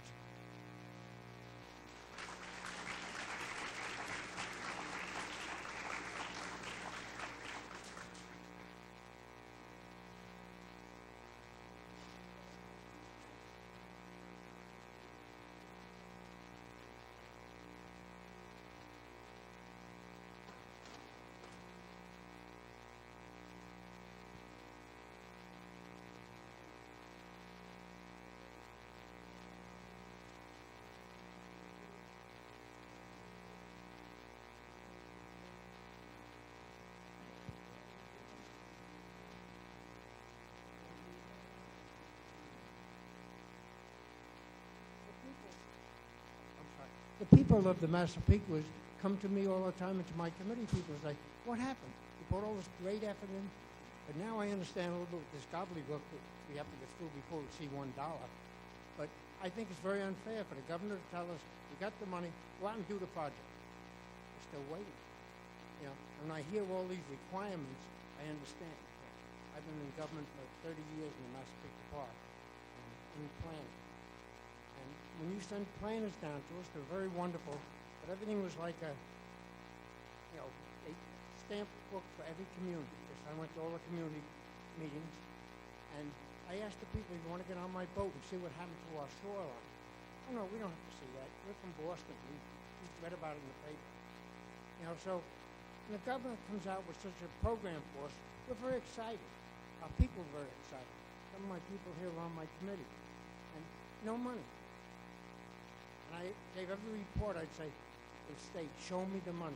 So and we haven't seen it yet. So, Mr. Van Wagner, thank you very much. Well, first, thank you for your leadership on the Massapequas committee. Right now, as I mentioned, we have 27 projects on Long Island. We announced one project that benefited every one of our planning areas. The project in Massapequas is a series of generators. The town of Oyster Bay is working right now with us.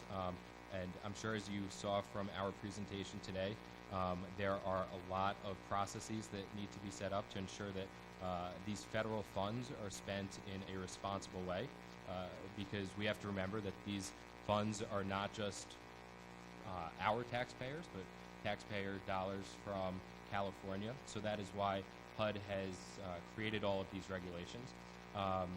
And the town of Oyster Bay has been a great partner with us. We're actually, if the procurement isn't live, it should be any day. And that's the very first project in your community. As you noted, there's a lot of money devoted to Massapequa. I think you said $28 million or so.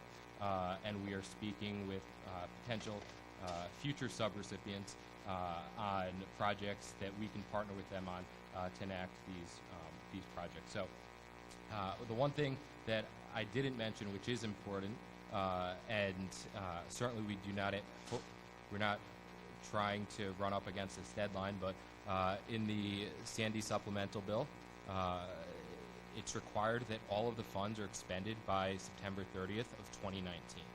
So unlike Katrina, this is not going to be a decades-long process. you can rest assured that we want to move these projects as quickly as you do. As Martha mentioned, I grew up here on Long Island. I live on Long Island, so I'm personally invested in this as well, as are all the team members that we have working in our office in Farmingdale. So there will be additional projects announced, and that first project is out for procurement now or will be any day. Thank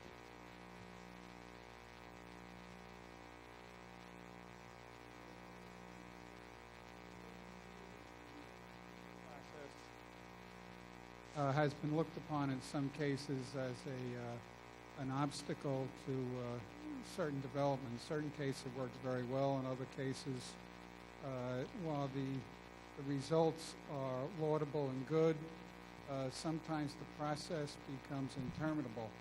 And I notice on the Tappan Zee Bridge, that process went very well and very quickly on such a huge job.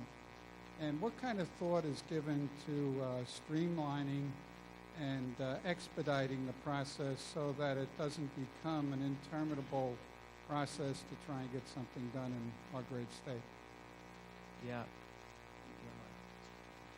Part of, I think, what made the Tappan Zee project so successful was that the studies that were required in order to accomplish that project, namely the biological opinion that was required under the Endangered Species Act that applied to the sturgeon that were in the area, was done very thoroughly and also but very quickly.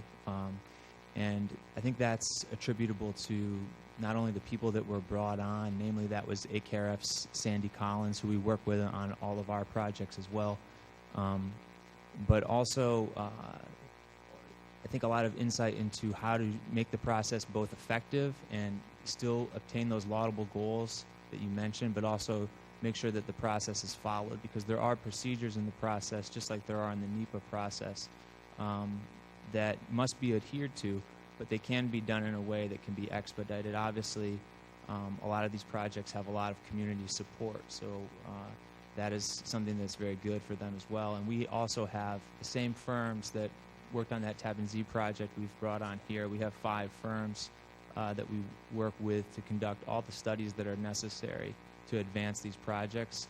And so we're very confident. As I mentioned earlier, we're scoping an EIS right now for the large breakwater project, and we've received HUD authority to use grant funds and conducted secret reviews already on thousands of projects.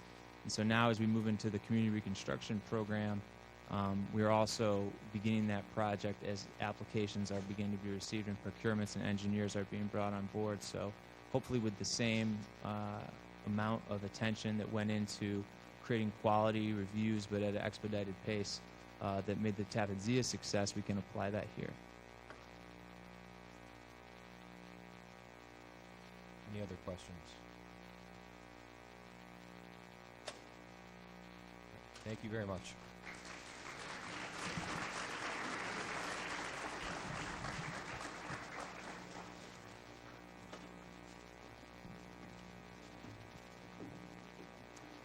We're going to take a 15-minute break, and we'll get restarted at 7:30. Thank you.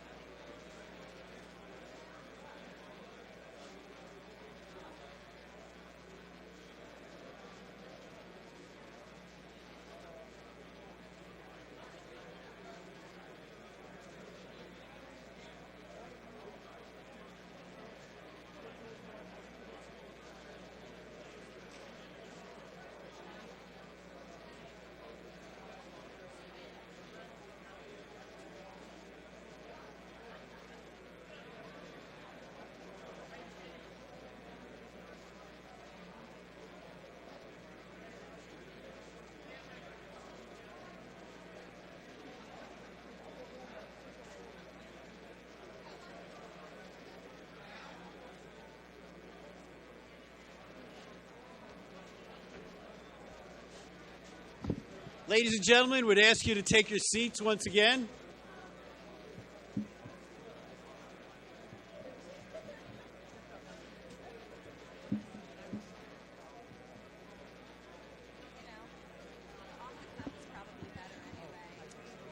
We want to get the program moving here. We want to make sure you get back for the second half of the Jets game. Second half of the Jets game? Where are they playing?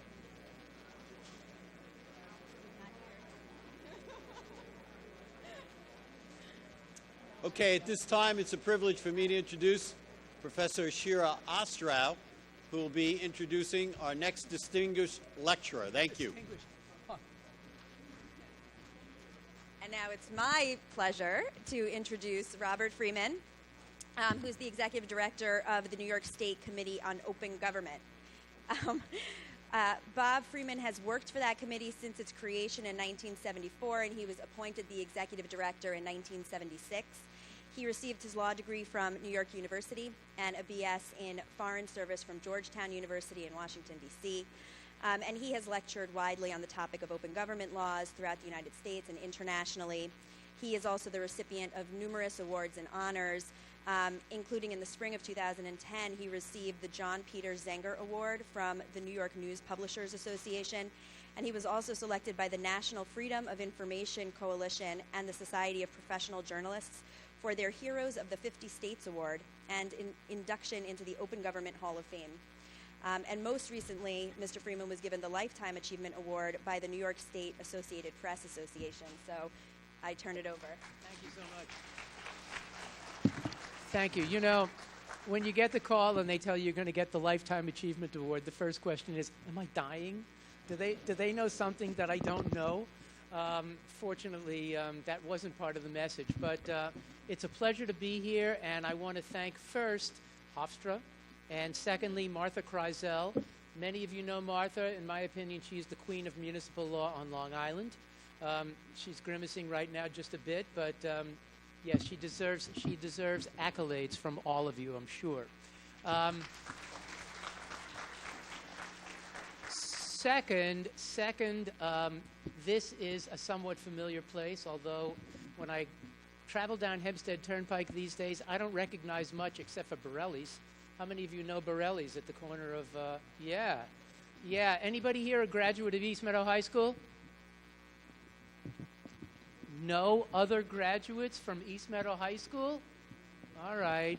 I thought that there would be some classmates here, but I remember Hofstra when it was on one side of Hempstead Turnpike, when right here was Mitchell Field. Planes were coming in and going out all day long. But in any case, some of you know I've been in Albany now for a heck of a long time.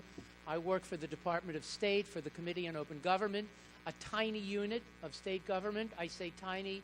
The staff is 2 of us at the moment, soon to be 3, I hope. We are the smallest state agency that actually does anything. I will leave the rest to your imagination. And I have what I've considered forever to be the best job in state government. All we do, and now they bring coffee. All we do all day, every day, is offer advice, guidance, opinions, training to anybody who has a question about public access to government information, primarily in relation to 2 statutes, our Freedom of Information Law, many of you know it as FOIL, and the Open Meetings Law. And when I suggest to you that we give advice to anybody, I mean exactly that. We take loads of calls from people like you. We hear from state and local government officials constantly. We hear from the public. We take calls from members of the news media. It doesn't matter. Our only goal is to give what we believe to be the right answer under the law, irrespective of the source of the question. So we are not there to support the government necessarily. We are there to do the right thing. And certainly I am not suggesting that the 2 are mutually exclusive, although there may be some on occasion who feel that that is exactly so. But it's an unusual position. Many of you know that every state in this country has a Freedom of Information Law of sorts, some sort of an Open Meetings Law. They're all different. I am blessed to be associated with one of the very few government agencies that has been designated to deal with those statutes. I am also blessed with independence. Again, all we try to do is give the right answer under the law, regardless of the source of the question, which makes our office somewhat, thank you, somewhat unusual in the scheme of things in government these days, and many of you know exactly what I mean. I hope that all of you are familiar with our website. Who among you has not visited our website? 3 people? Everybody else knows the website? Amazing. Well, for those of you who don't know, it's easy to find. We're the only committee on open government in the world. If you simply Google COOG, you'll get there. And we have a ton of information that's available at your fingertips. Not only do you find the texts of the laws, also frequently asked questions. We have a news column that describes developments both in judicial precedent as well as legislation. Most important for so many people, we write advisory legal opinions, and I'm not going to mislead. If you read an opinion, you don't like it, you can throw it away and say Freeman doesn't know what the hell he's talking about. That is your choice. The hope, of course, is that the opinions are educational, persuasive, that they encourage knowledge of and compliance with law. And for what it's worth, where the courts have reviewed our opinions, they have agreed in the great majority of circumstances. So our goal is to attempt to resolve questions, answer questions before they evolve into problems or disputes. Certainly any of you can call anytime. We might be on the phone or you'll go into voicemail. We always return the call. We always return the call, and in my view, the best thing that we do is pick up the phone. Nobody ever calls to chat. People call when they have a question or a problem. If we can solve it instantly on the spot, as far as I'm concerned, that's the best thing that government can do. I mentioned that we write opinions. This will sound ridiculous, but over the course of years, we've written in the neighborhood of 25,000 opinions. They are indexed by key phrase. One index deals with FOIL, the other the open meetings law. So if you have a question about zoning boards of appeals under the open meetings law, you click on to Z, scroll down to zoning boards of appeals. You don't have to scroll too far. And the opinions that have been prepared since 1993 that have any sort of precedential value are available online in full text. So there's a tremendous amount of information that's there at your fingertips. Use the website with impunity. Use me if you choose to do so. What I hope I will leave you with tonight is the basic notion that FOIL and the open meetings law are both grounded in common sense and reasonableness. All FOIL and the open meetings law should ever say, in my view, is that everything is open except to the extent that disclosure would hurt. Either somebody, in terms of an invasion of privacy, the government, in terms of its ability to do its job well on behalf of the public, or, on occasion, a private company vis-a-vis its competition. So the real question in so many instances is, what would happen if we had to disclose this record? What would happen if we had to discuss this issue in public? And unless the answer in the gut, can't hear it, can you? Unless the answer in the gut is, ouch, this would really hurt, chances are pretty good that openness and disclosure should be the outcome. Now, obviously, that is an oversimplification, but that is the general thrust of our open government laws in New York.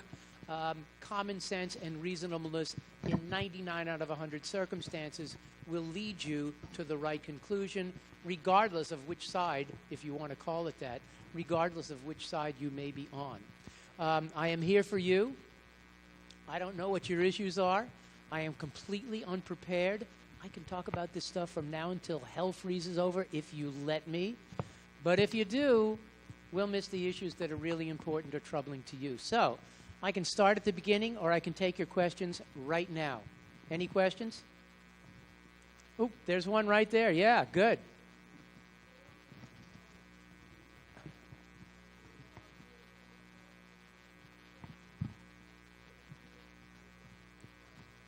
In the infinite wisdom of your town, yes.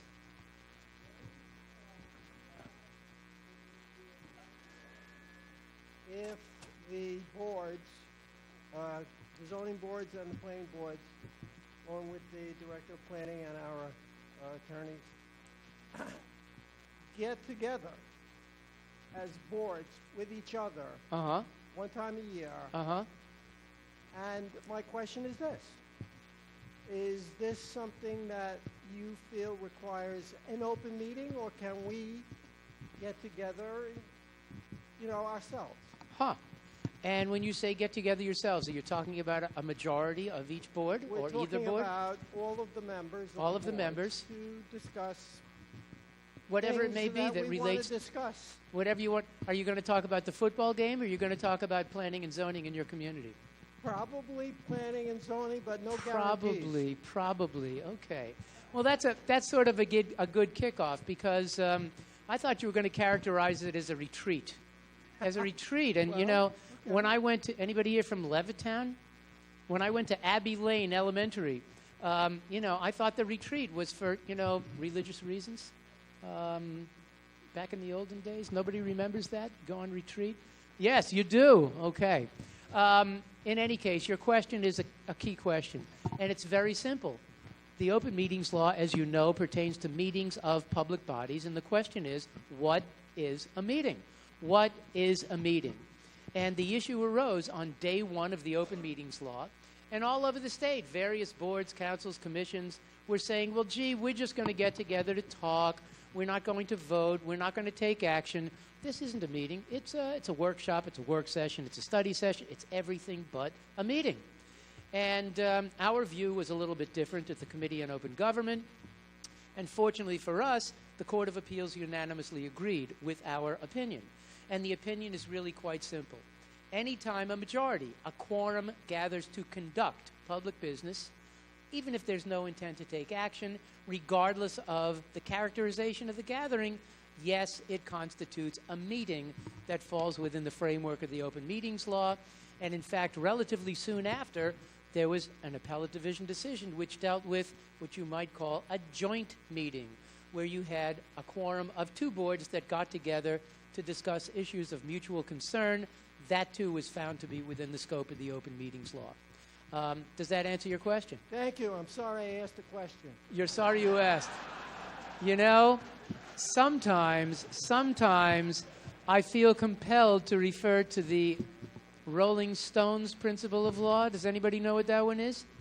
You can't always get what you want. Yeah, that's it. More questions? Yes, good. The lady in the... Yes. Hi. Thank you for all the help you've given me. You're in the most past. welcome. Flower Hill, North Shore, Manhasset, Ritzy territory, yeah. Yes. I This do is know my- Long Island. I do. I know you do. This is my question. If a zoning board has scheduled a visit to a site, and I have tried to stagger them so it wouldn't become a meeting. Now, I don't think you have to do that. Really? Should I tell you why? Yes, please. I'll tell you a story. It's a true story. It's a true story. The members of the Public Service Commission years ago wanted to tour the route of a proposed power line in a van. And not everybody who wanted to go along could fit. And the PSC told the world in advance, we will merely observe. Any discussions that we have concerning our observations will occur after the fact during a meeting held in accordance with the open meetings law. The issue went to the appellate division, which in a sentence said they didn't do anything wrong, the open meetings law didn't apply. Now, the reality is that if you read that decision, it's one sentence. You would have no idea what the facts are. But I was aware of the facts, and I have since been able to prepare advisory opinions, and they have advised very simply that in the case of the so-called site visit, if it is held solely for the purpose of observation, and if you tell the world in advance that, yes, we are observations, whatever they may be, will be discussed after the site visit during a meeting held in accordance with the open meetings law, you have complied with law. So there is no particular need necessarily to break down into less than quorum groups. Now, for what it's worth, I mentioned our website. If you go to the Open Meetings Law Advisory Opinion Index, you click onto S, scroll down to Site Visit. The higher the opinion, the more recent it was prepared, and it refers to a case called Riverkeeper. Riverkeeper involved virtually the same issue, and the court cited an opinion that I had prepared, which essentially reiterated what I just mentioned to you. So if your site visit is just what I described, observation, nothing more, you would not be acting in contravention of the open meetings law. The other reality is that in some cases, particularly if it's private property, the owner of the parcel might say, you know, board, I don't care if you're there, but I don't want these pesky reporters or marchers or whatever. Well, I don't want them there, and God forbid if they fall and break their leg, I'll be sued. So there you have it. Does that help you? Well, it does. Yes, thank you. But there's Okay. a but. When you say, as long as you let everybody know, does that mean that there should be public notice? No, it doesn't mean that. I think that's just a good way to let the world know that you are not acting in a way that would be characterized as a violation of the open meetings law. Thank you. It's diplomatic. And I know that some of you don't believe that we are ever diplomatic at the Committee on Open Government. Now there's proof that we are on occasion, yes. More. Back in the corner. Why is it always the guy in the back of the room? Huh?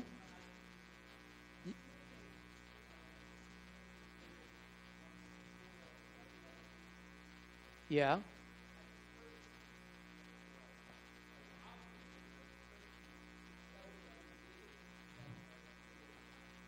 Okay, I can repeat the question. Assuming that so-and-so has submitted a bid and has not been the chosen one, right? Does he or she have the obligation, does he have the ability to request the records, and from there, does the government have the obligation to notify the other submitters of the bids that a request has been made? Is that it? The answer very simply is no. No, there's no obligation to do so, but if you're asking me whether it might be a good thing to do, I think that the answer probably is yes. Now, let me give you just a little bit of perspective. I assume that you're talking about a local government. Okay. The reason that I ask is that there is a provision in FOIL, Section 89, Subdivision 5, which deals with situations in which private companies submit records to state agencies. And when they do that, they have the ability to earmark those elements of the records that they believe fall within the so-called trade secret exception. It's the provision which gives the government the opportunity to withhold insofar as disclosure would cause substantial injury to the company's competitive position. Now, local governments have the ability to rely on that provision as well. The distinction is that when the record is submitted to a state agency and the private company asks for secrecy, if and when a request is made in that situation, yes, the corporate submitter must be informed that a request has been made. The corporate submitter then has the opportunity to explain why it continues to believe that disclosure would cause substantial injury to the firm's competitive position. At the local government level, you are not required to do that. But from my perspective, you want to keep the peace with the people with whom you may be doing business, maybe not now, but at some point in the future. And the suggestion is that if there is a possibility that there is something within the record that might justifiably be withheld under FOIL, yes, I think it would be wise to get in touch with the company and say, well, gee, maybe you don't know this, but we have to disclose everything that we've got.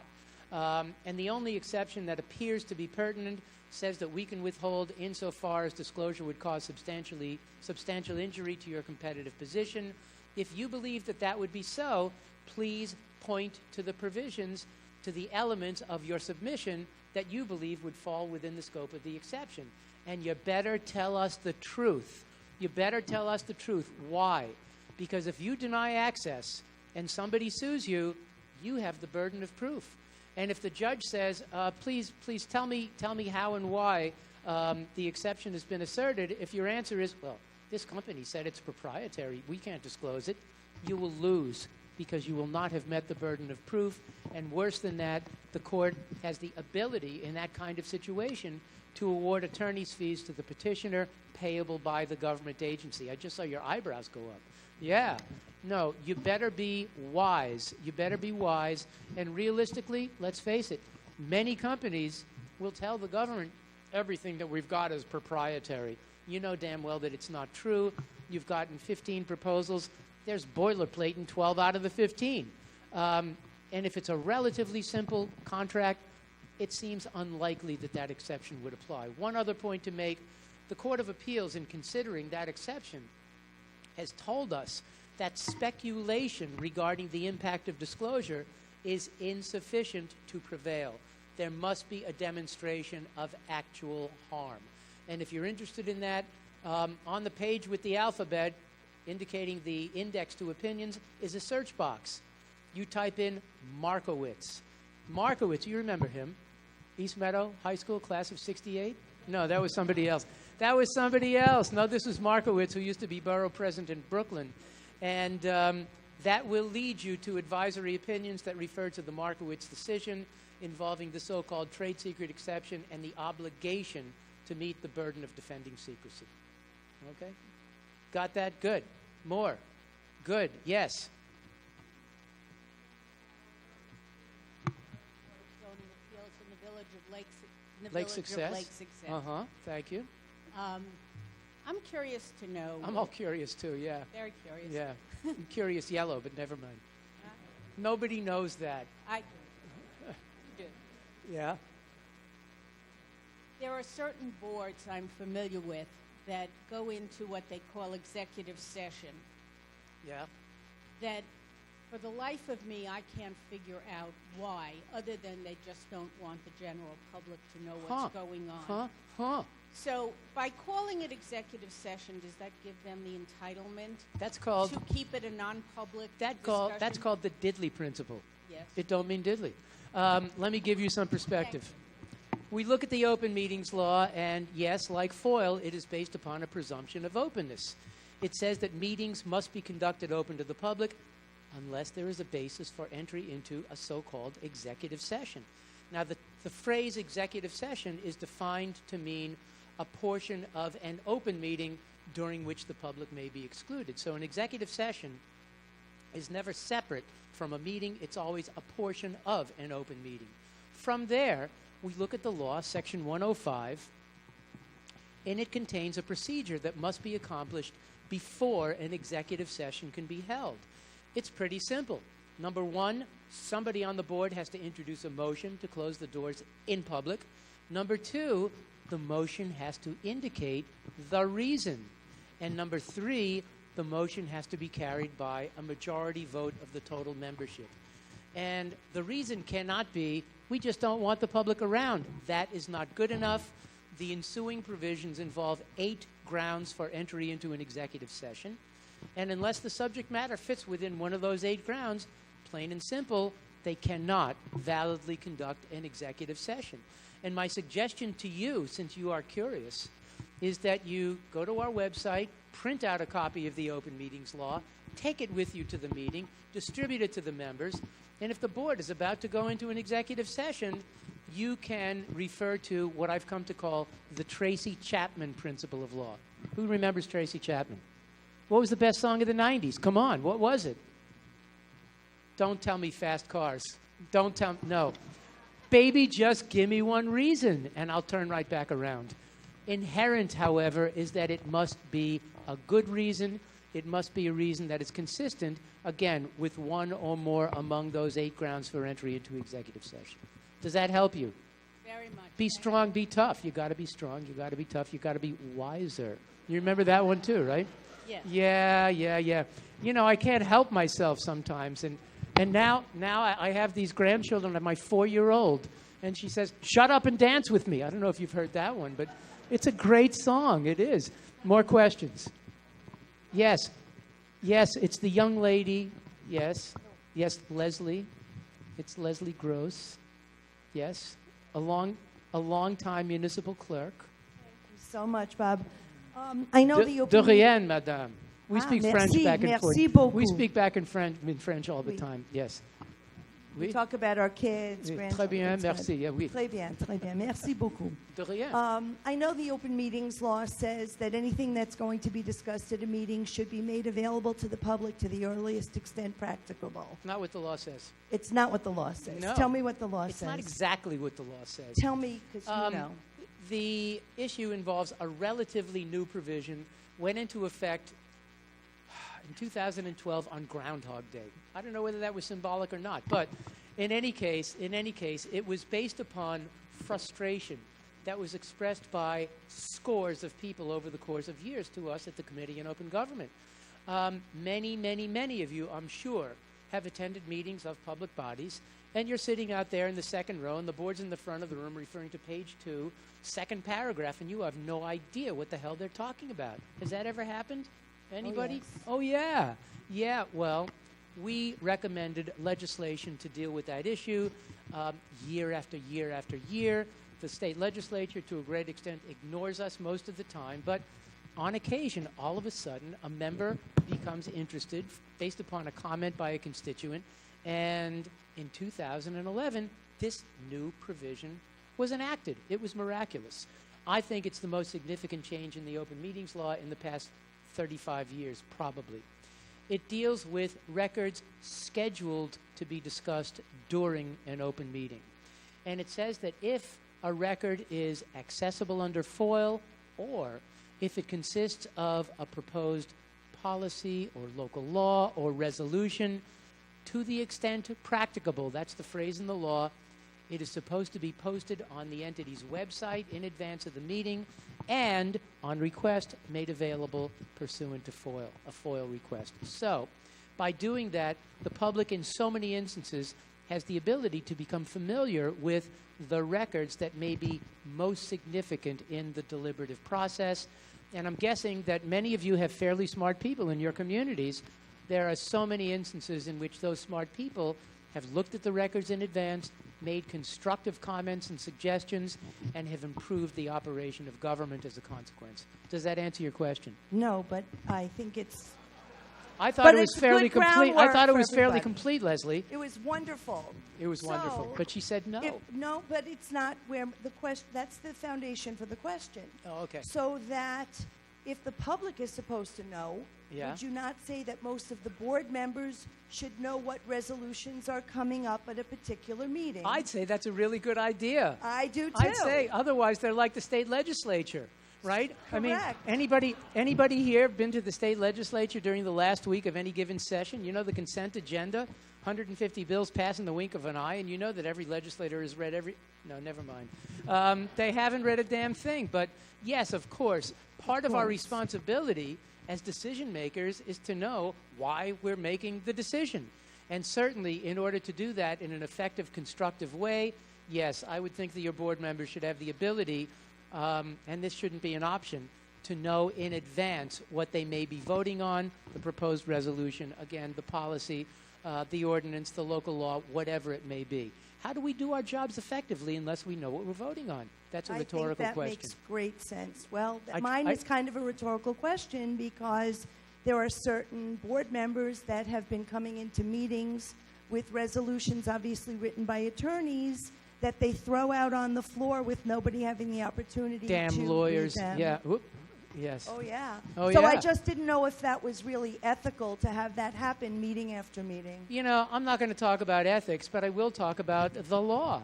And under the law, and generally speaking, it is known in advance of a meeting what is likely to come up, what is likely to be discussed in public, because there will be no basis for going into an executive session.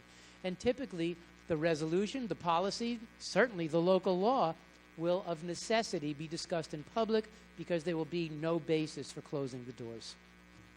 Okay, thank you. There you have it. Yes, another old friend from Suffolk County.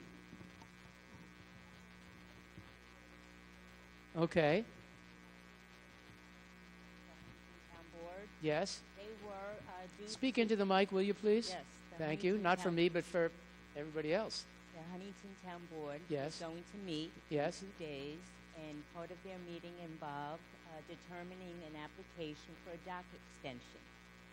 With that, preparatory to that, and as part of their deliberative process, Yes. they asked for the opinion of a department head Okay. that had to do with docks, Okay. maritime services. Mhm. That opinion came in. Uh-huh. It was foiled before the town board actually met and determined the issue. Mm-hmm. So is it foilable because it's a final agency determination as to Well, the it's not a final department? agency determination yet, is it?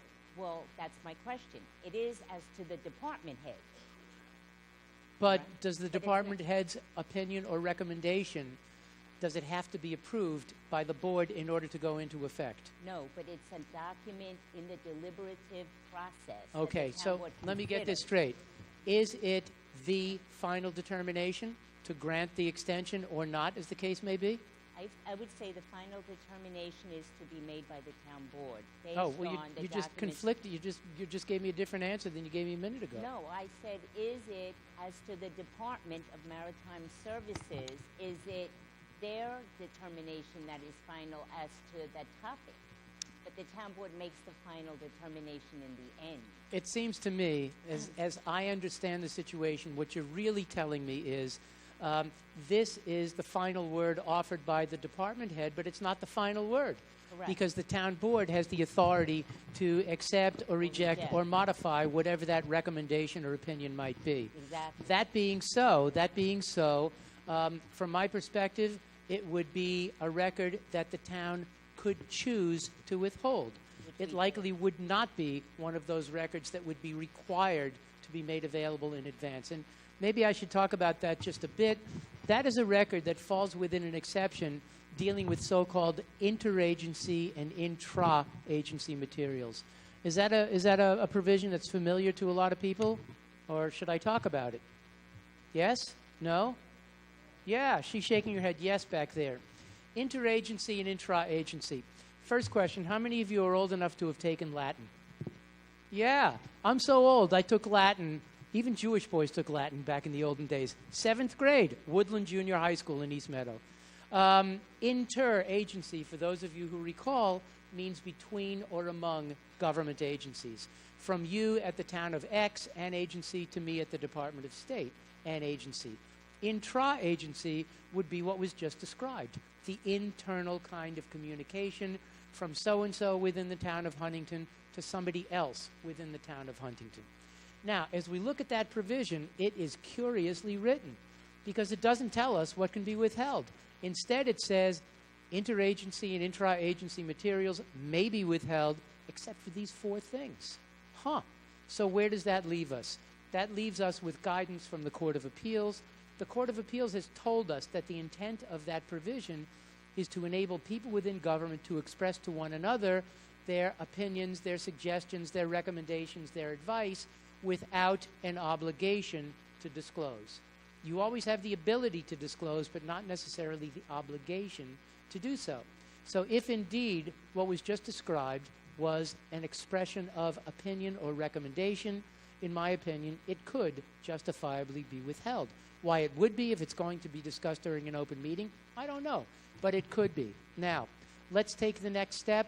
I mentioned that there are items within those communications that have to be disclosed, and they're pretty important. They're pretty important.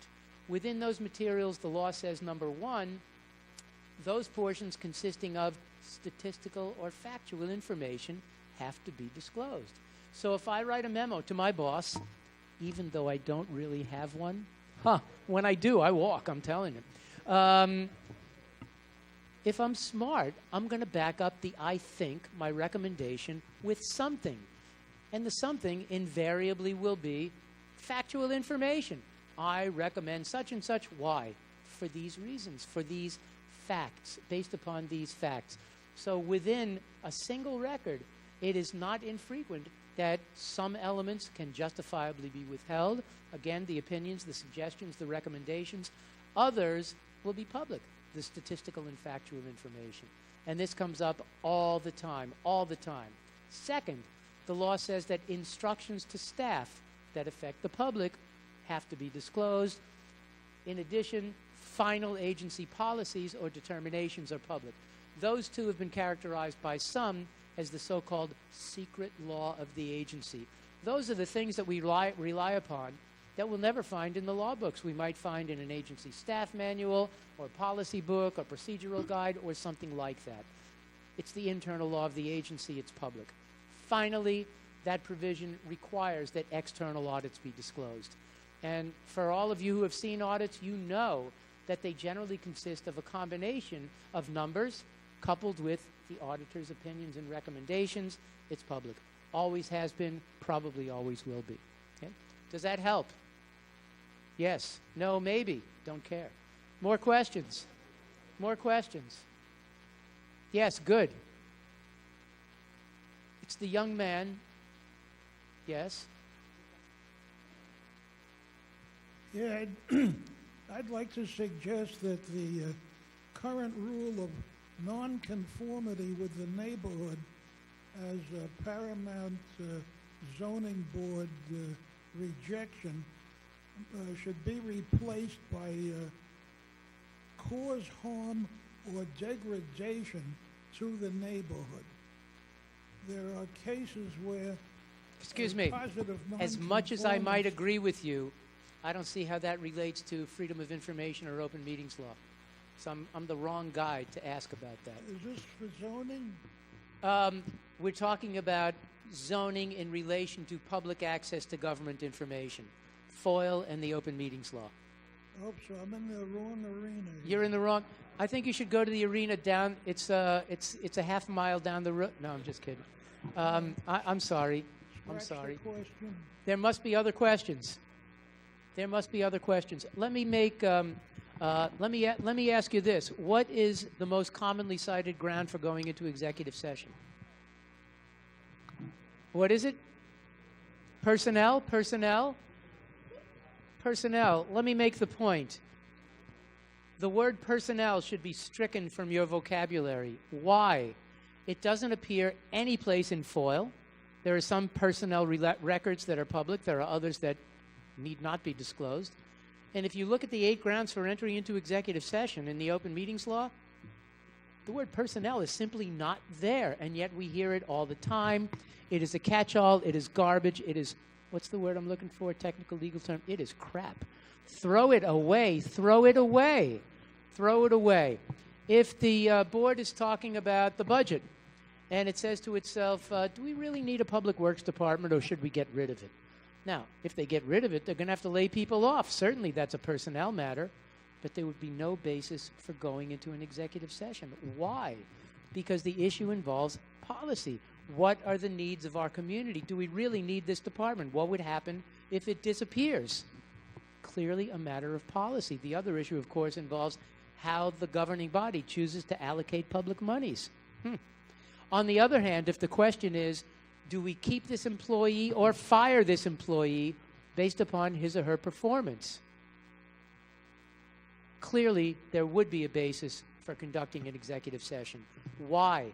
Because the issue, in the words of the law, would focus on a particular person.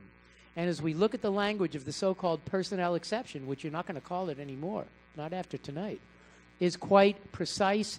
It says, and I'll quote it, that a board may enter into an executive session to discuss the medical, financial, credit, or employment history of a particular person or corporation, or matters leading to the appointment, deployment, promotion, demotion, discipline, suspension, dismissal, or removal of a particular person or corporation. So to qualify for consideration in executive session, the issue has to focus on somebody or some specific corporate entity in relation to one or more of those qualifiers. And if your motion is to discuss a personnel matter without additional amplification, the courts have said that is not good enough because nobody would know whether you are about to discuss a subject that may properly be considered during an executive session. What we have suggested and what the courts have agreed is that the motion under that provision should include 2 components. Number 1, reference to that keyword, particular, and number 2, reference to one of those qualifiers. I move to enter into executive session to discuss the employment history of a particular person or something like that. You wouldn't have to name the individual, but if you tell the world that much, what you're really saying is, yep, we've read the open meetings law, and unless we're fibbing, yes, we are about to discuss a subject that may properly be considered during an executive session. Okay? You had a question.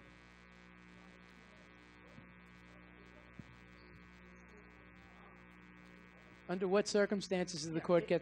It seems to me that once the executive session has happened, the dispute has become mooted or academic.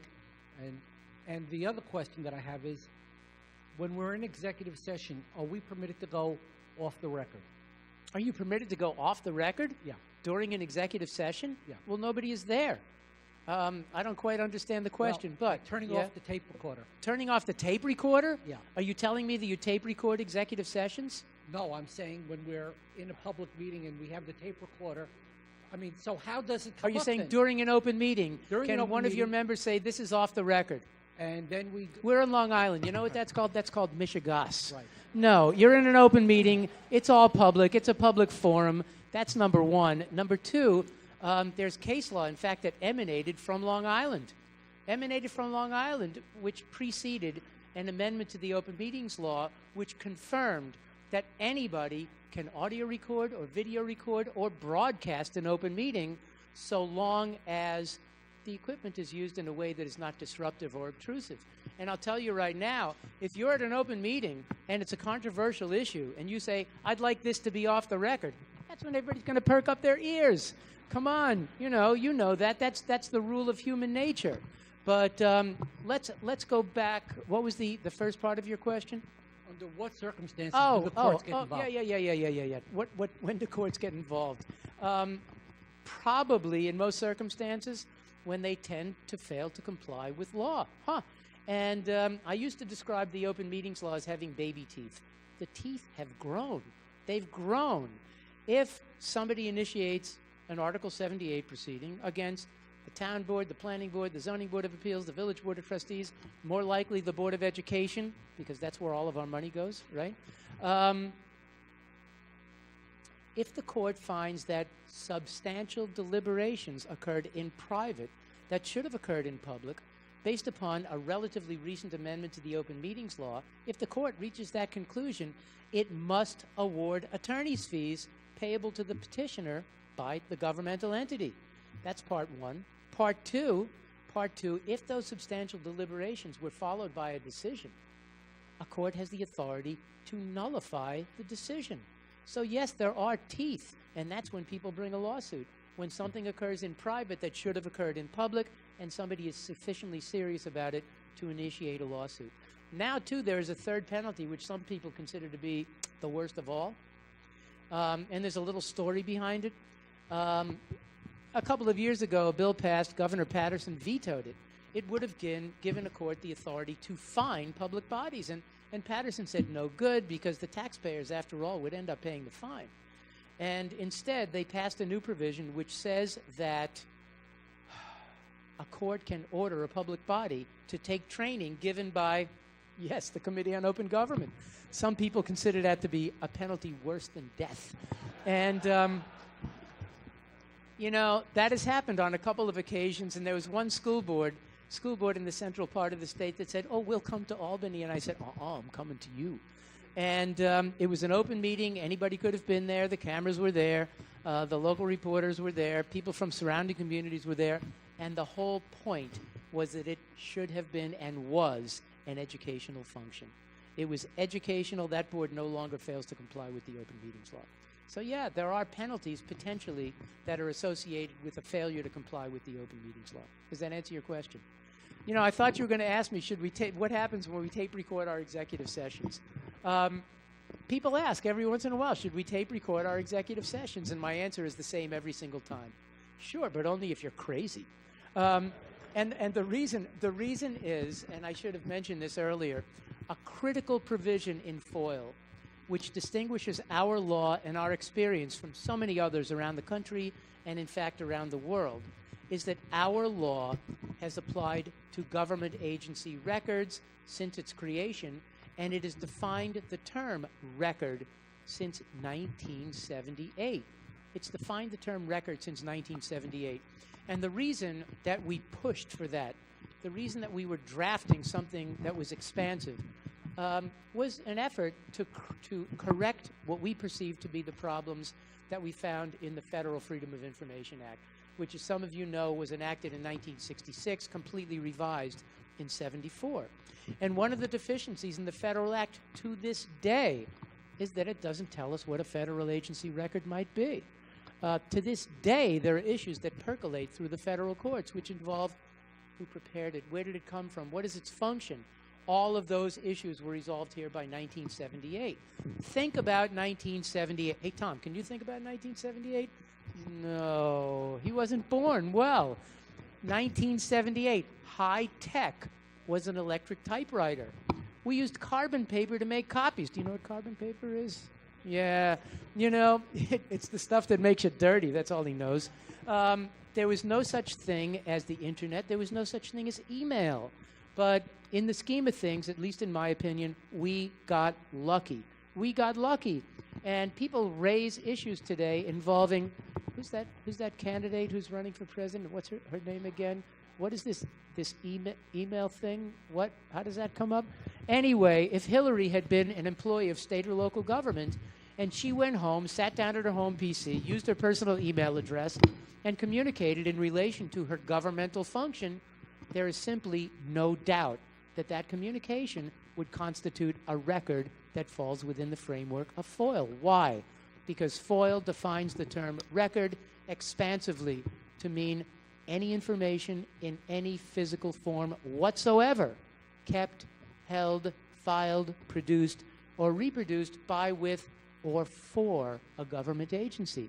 So clearly it includes the old-fashioned 8.5 by 11 sheet of paper, the content of the database, microfilm, email, all of those things that store information that are maintained by or for a government agency in New York constitute agency records that fall within the framework of FOIL. It is an absolutely critical provision. In relation to what you do, often I hear about the developer who sends the draft to the planning board or the zoning board. And some people in government say, well, it's a draft. FOIL doesn't apply. It does. It does. As soon as the record comes into the possession of government, or as soon as a record is prepared for the government, it is subject to rights conferred by FOIL. Pretty simple. Stamping it draft doesn't mean a damn thing. Stamping it confidential doesn't mean a thing either. How many of you get email where at the end it says, this communication is privileged and confidential? Come on, I'm not the client. Neither are you half the time. It's silly. It's silly. But you know, sometimes in this country, we have become stupid and sheep-like. We hear these things over and over again. We read them and we think that they're true. That's when we begin to go afoul, to run afoul of the law. More questions? Yes, who said that?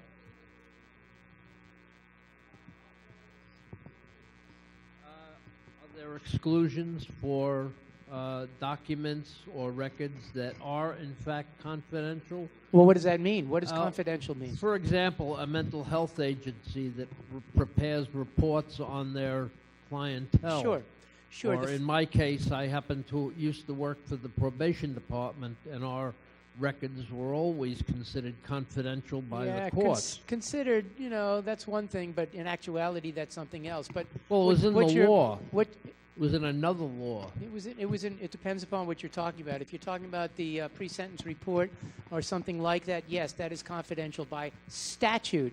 And in fact, the first exception to rights of access in FOIL refers to records that are specifically exempted from disclosure by state or federal statute. Okay, so that was my question. Yeah, that if you're there are talking about, exclusions. Of course there are. If you're talking about records that are identifiable to a client or patient in a mental health facility or something like that, yes, there's a section of the mental hygiene law which specifies that that kind of record is indeed confidential. But I don't like the word confidential because it's thrown around and used frequently in situations where it is not necessarily so.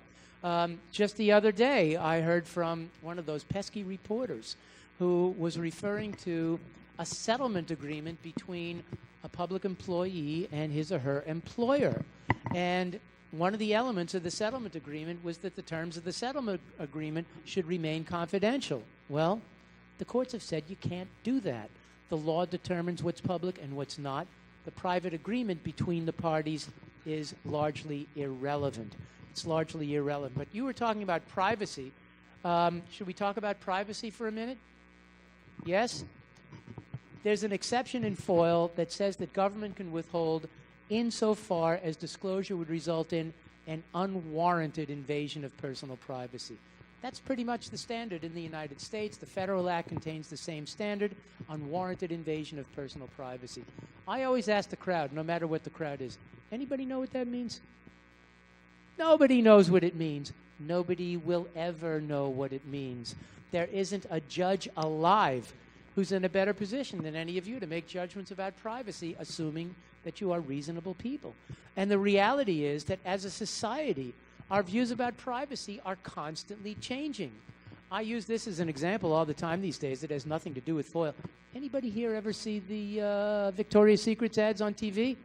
Come on, show of hands. Yeah, you tape them? Never mind. My question is whether those ads would have run on network TV 20 years ago. People always say no. Well, gee, why are they airing today? Because the sensibilities of society have changed. What used to be so offensive, so risque, so off color that we wouldn't have seen them on TV now, for whatever the reason, seem to be more acceptable. How about this? Anybody here have, what do they call the kids? What is this Facebook thing anyway? Our children share information about themselves that their parents would never share.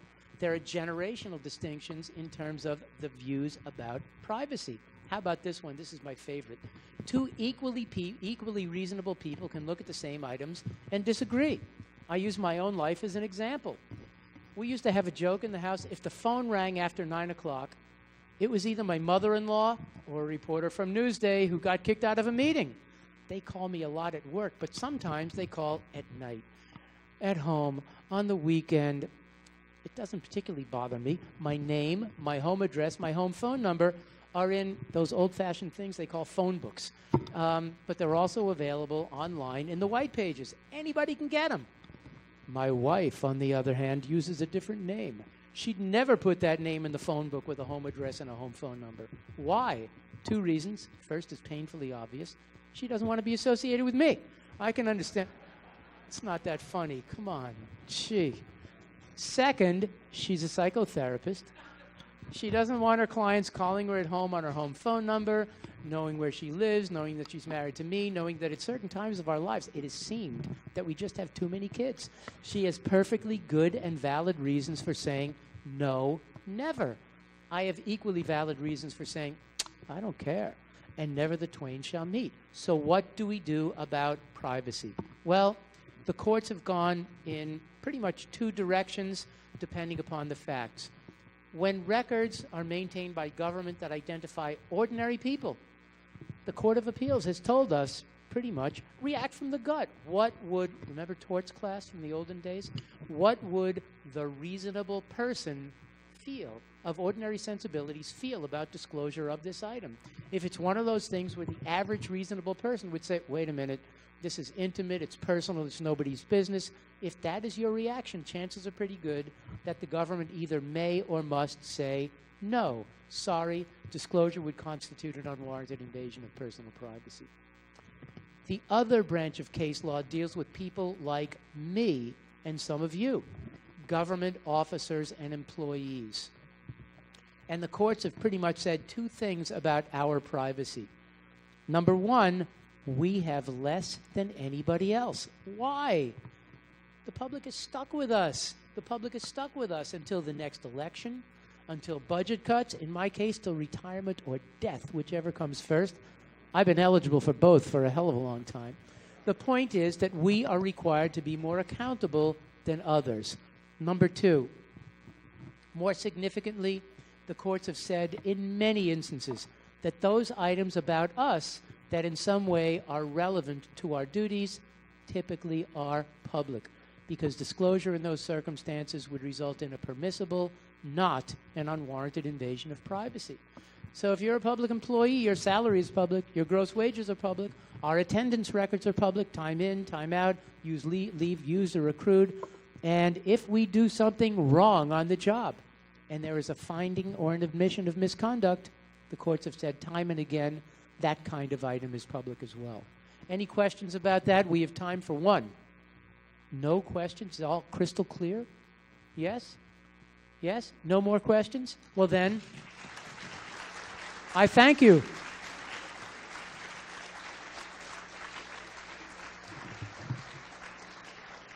Last point, again, use the website. And I will refer to one more song. It's the Bill Withers principle. Do you know Bill Withers? Anybody know Bill Withers? Yeah, you know, ain't no sunshine with you. That's not it. It's you use me until you use me up. That's it. Thank you again.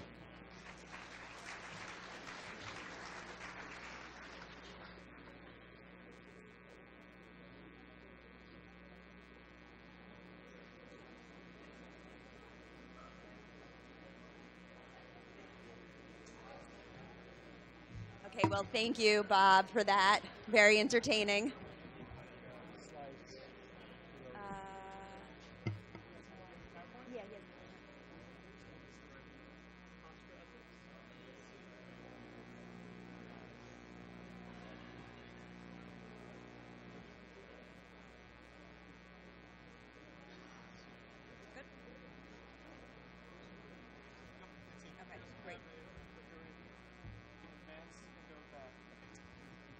Okay, so now it's my pleasure to introduce our final presenter of the evening.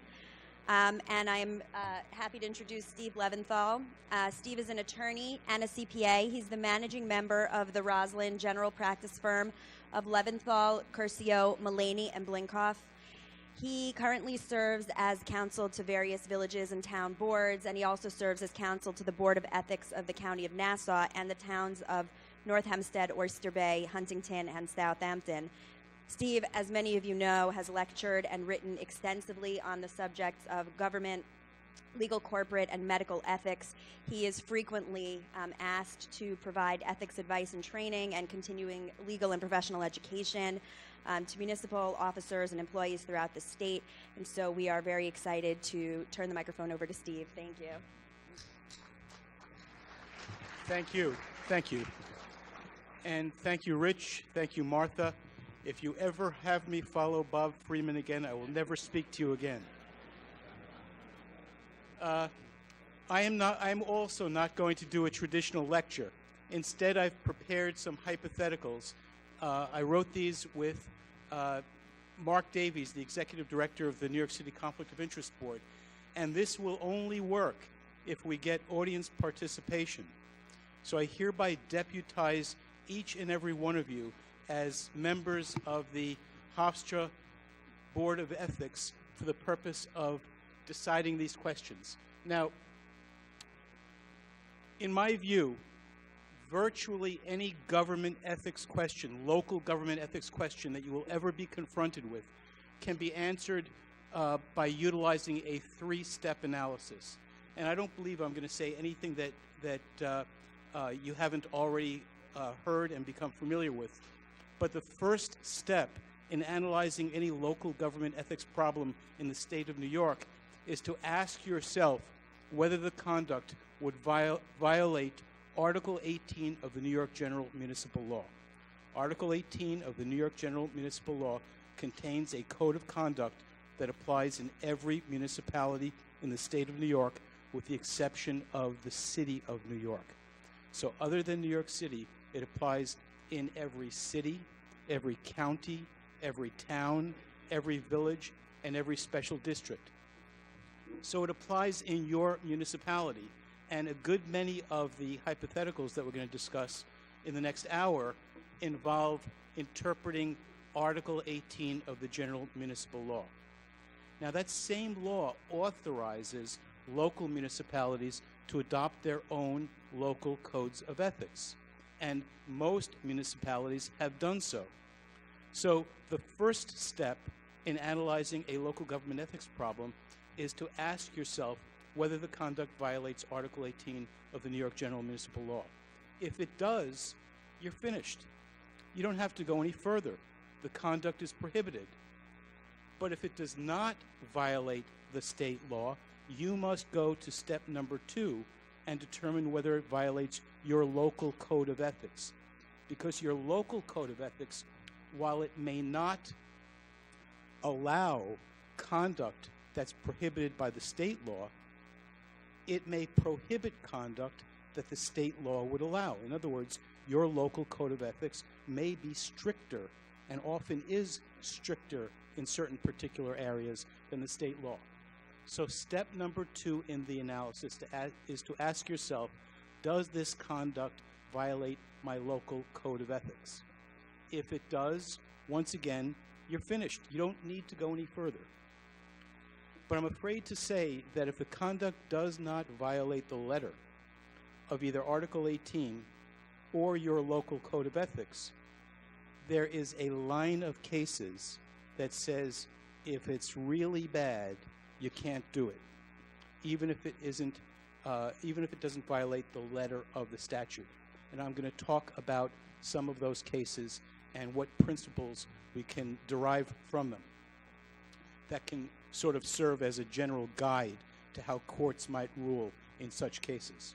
So let's, I'm going to skip around.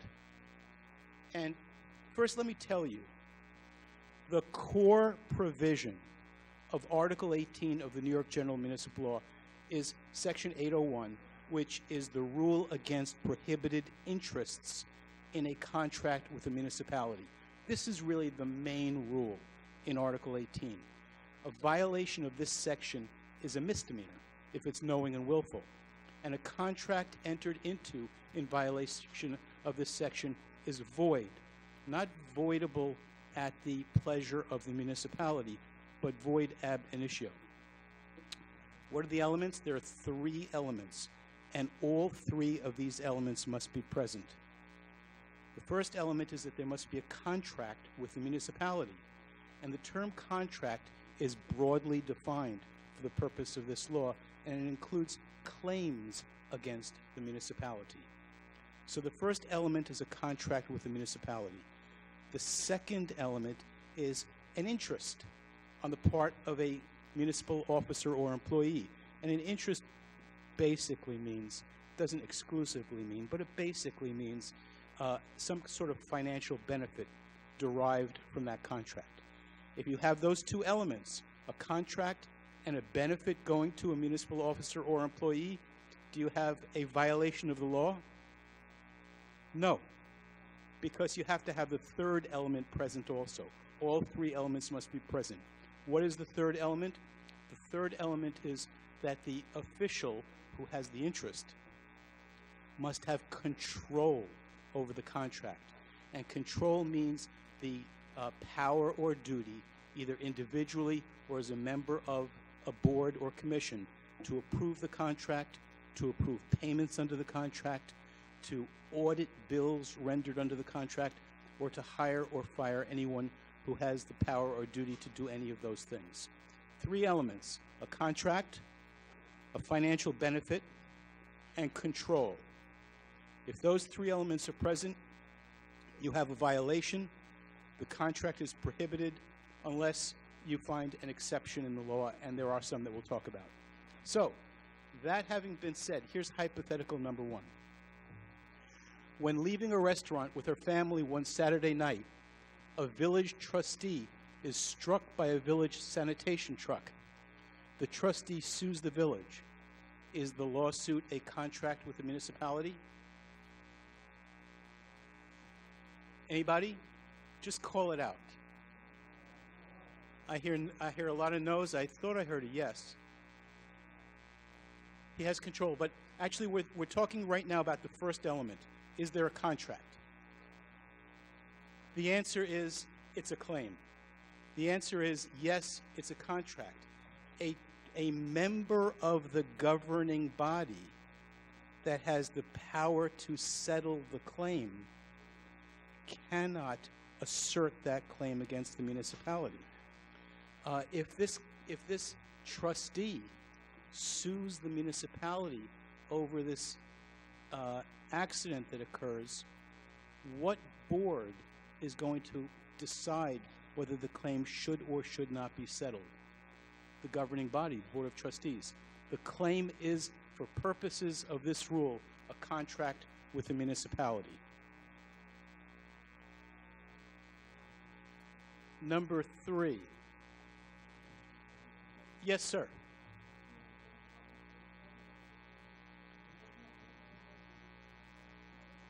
No, there is insurance company, but an insurance arrangement, an insurance policy is a contract between the municipality and some insurer who's agreeing to pay the claim. It's still a claim against the municipality, and the municipality pays the insurance premiums, and there are negative consequences to the municipality from even making a claim against the insurance company. Not that that would be necessary for it to be a contract. Whether or not there's insurance, a claim against the municipality is a contract for the purposes of the statute. Number 3, a town board member's 35-year-old son owns a small construction company.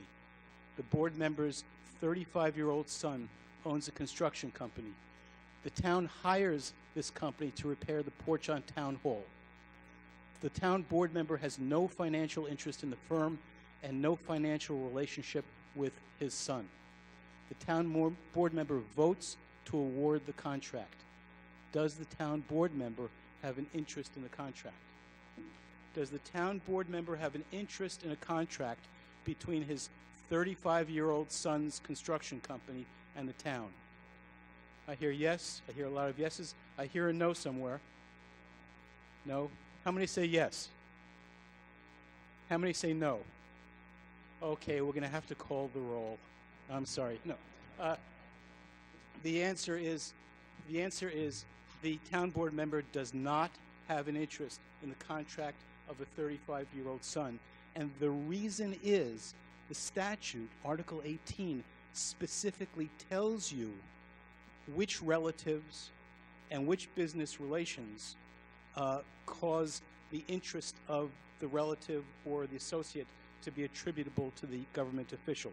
And in the case of family members, a spouse, a minor child, or a dependent, the contract of those would be attributable to the officer or employee, with one exception, and that is an employment contract. Nepotism is not prohibited by Article 18. And there's really no reason why it should be. Yes, sir.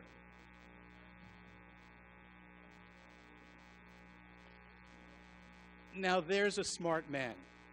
The question is, from a practical point of view, wouldn't it be a smart thing for that official to recuse himself, even though the law doesn't require him to do it? Well, I'm going to answer that question in two ways. First, to say it's always a matter of your personal conscience whether you feel you should or should not recuse yourself. And one consideration that you may want to consider in making that decision is whether your action will have the effect of undermining public confidence in government. And many an innocent conflict of interest has exactly that effect. It persuades a skeptical public that officials are acting to further their own interests rather than to further the public interest. So yes, and of course, because there could be serious political fallout from making such a vote, an official may in fact want to recuse himself or herself. But I said I was going to answer your question in two ways. Here's the other way. Most people think that a recusal or an abstention from voting is a neutral act. It is not a neutral act.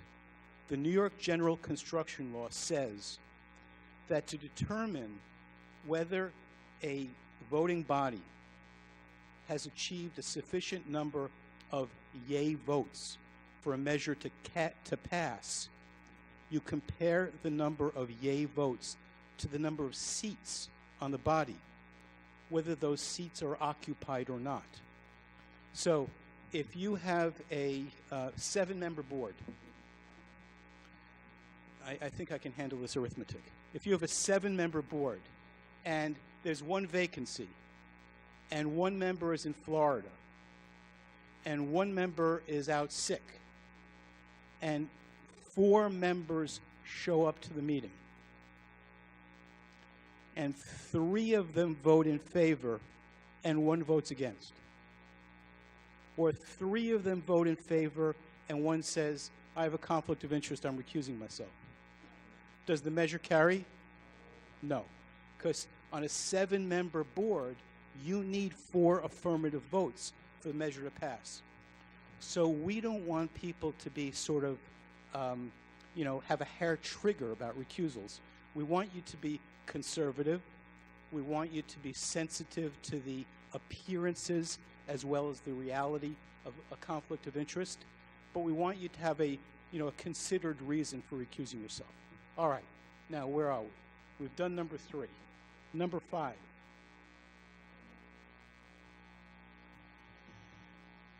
A town solicits sealed bids for a major renovation of Town Hall.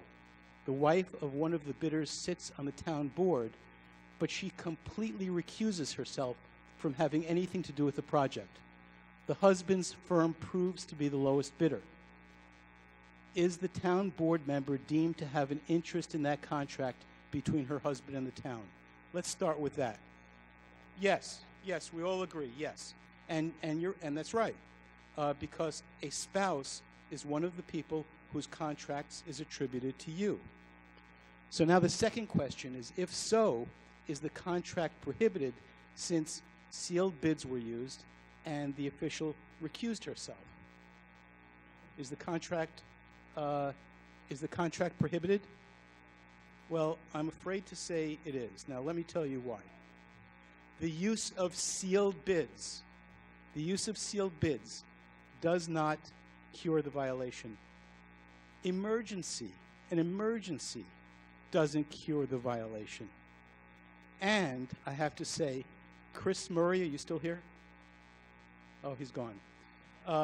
I've been telling audiences like this one for 10 or 15, I don't even want to think about how many years, that a recusal does not cure a violation of this statute. And the reason for that is the violation arises from your control, and your control exists either by virtue of your individual authority or the authority that you enjoy as a member of a board. And since it's the control that gives you the power or duty to control, since that's what creates the conflict, your recusal doesn't cure the violation. Now, the reason I asked if Chris Murray was still here is because we're adversaries in a case that's percolating through the federal courts, in which this very issue is the pivotal issue in the case. So the federal courts will soon demonstrate why I'm right and Chris is wrong.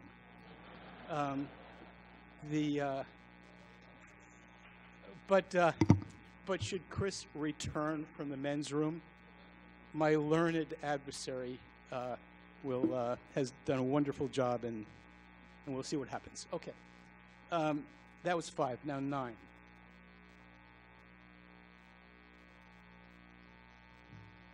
A common council member, that's a legislative body. A common council member is counsel, an attorney, to a local law firm. As counsel, he does not participate in the profits of the firm, but receives a percentage of the billings from his clients.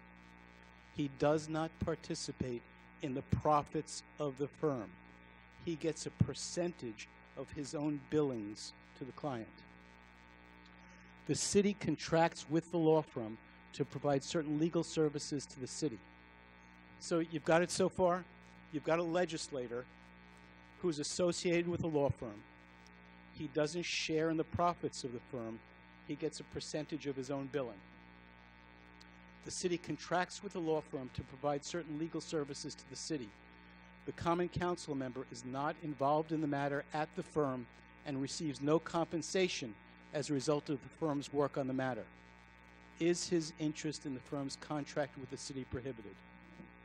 Anybody? You're right. He has no financial interest. And therefore, you're missing that element. He has control because he's a member of the legislative body. There's a contract with the municipality, so you have that element, but he has no financial benefit. He doesn't share in the profits. If he was a partner, if he was an equity partner in the firm, would that change the answer? Absolutely yes. Okay. Yes.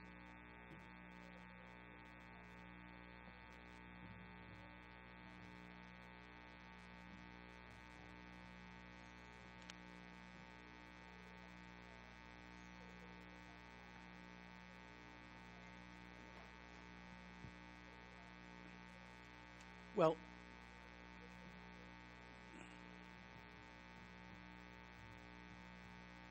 if a trustee is employed at a particular firm, that firm is a bidder, and it's a sealed bid, there are 2 questions inherent, I think, in your question. The first question inherent is, may the municipality award the contract to that firm? And in doing so, the second question is, may the member of the legislative body who's employed at the firm cast a vote? The answer to the first question is yes, the municipality may, because it would not violate Article 18 of the General Municipal Law, and therefore it's not a prohibited contract. And the answer to the second question is may the interested employee, or rather, may the member of the legislative body who's employed cast a vote. I think that if that was it would be wise not to. That's number one. But number two, if that employee cast the decisive vote to approve the contract for reasons that we'll discuss later, I think a court would set aside that vote and nullify the contract on common law grounds. By common law grounds, I mean that line of cases I was talking about before, where even though it doesn't violate the letter of the law, courts have said, this is really bad, this would undermine public confidence in government, we're not going to allow this to take place. Okay? Okay. 10. A city council member is the executive director of a nonprofit social services agency with which the city contracts. A portion of the city council member's salary as executive director will be paid by the city contract. Is his interest in that contract prohibited? Now, the answer, I'm not going to, trap you into a wrong answer. The answer to this one is there are exceptions in Article 18. And this would be prohibited if it didn't fall within an exception for contracts with not-for-profit organizations. Because look at it again. The individual is a member of the board that has control. He has an interest in the matter, and it's a contract. So all the elements are present, but it falls within one of the exceptions. The wife of an insurance agent who has an insurance contract with a town is elected to the town board. Is the town board member's interest in the town's insurance contract with her husband prohibited? Anybody want to venture a guess? Yes. Well, once again, your answer of yes would be 100% correct if not for the fact that there's another exception. And the exception is there's a grandfather provision. If the contract was entered into before you were elected or appointed, it's grandfathered in. So now let's say the insurance policy term ends and the municipality wants to renew the insurance policy. Can the insurance policy be renewed? No, you're right, because then you would have a violation. Okay.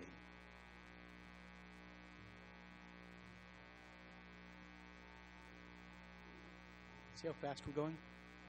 You're doing very well. Okay. The wife of a social worker with the County Department of Social Services is an office assistant with a construction firm which applies to the planning board of a village within the county for site plan approval. So it's the spouse of a county, the spouse of a social worker with the County Department of Social Services is an office assistant at a construction firm that applies to a village planning board within the county. Must the applicant disclose the name, residence, and county position of the social worker?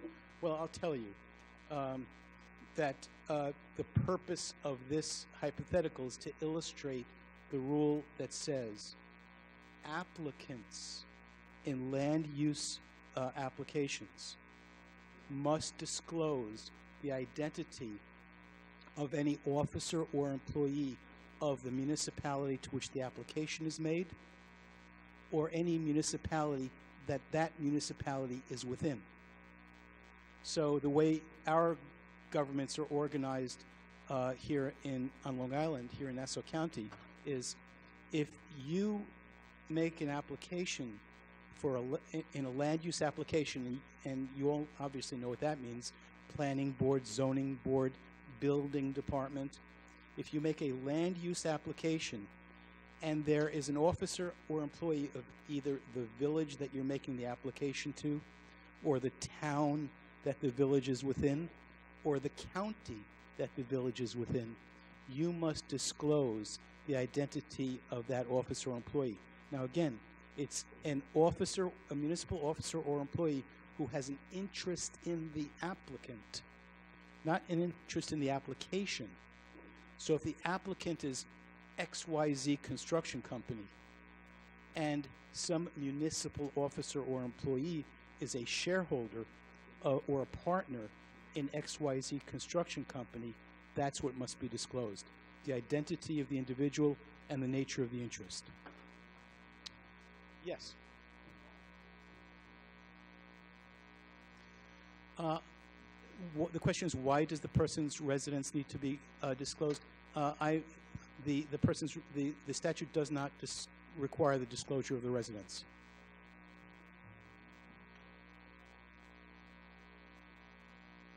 I'll check that. I'll check that after the program. I don't believe that you have to disclose the residence, but I'll check it after the program and I'll let you know. Okay.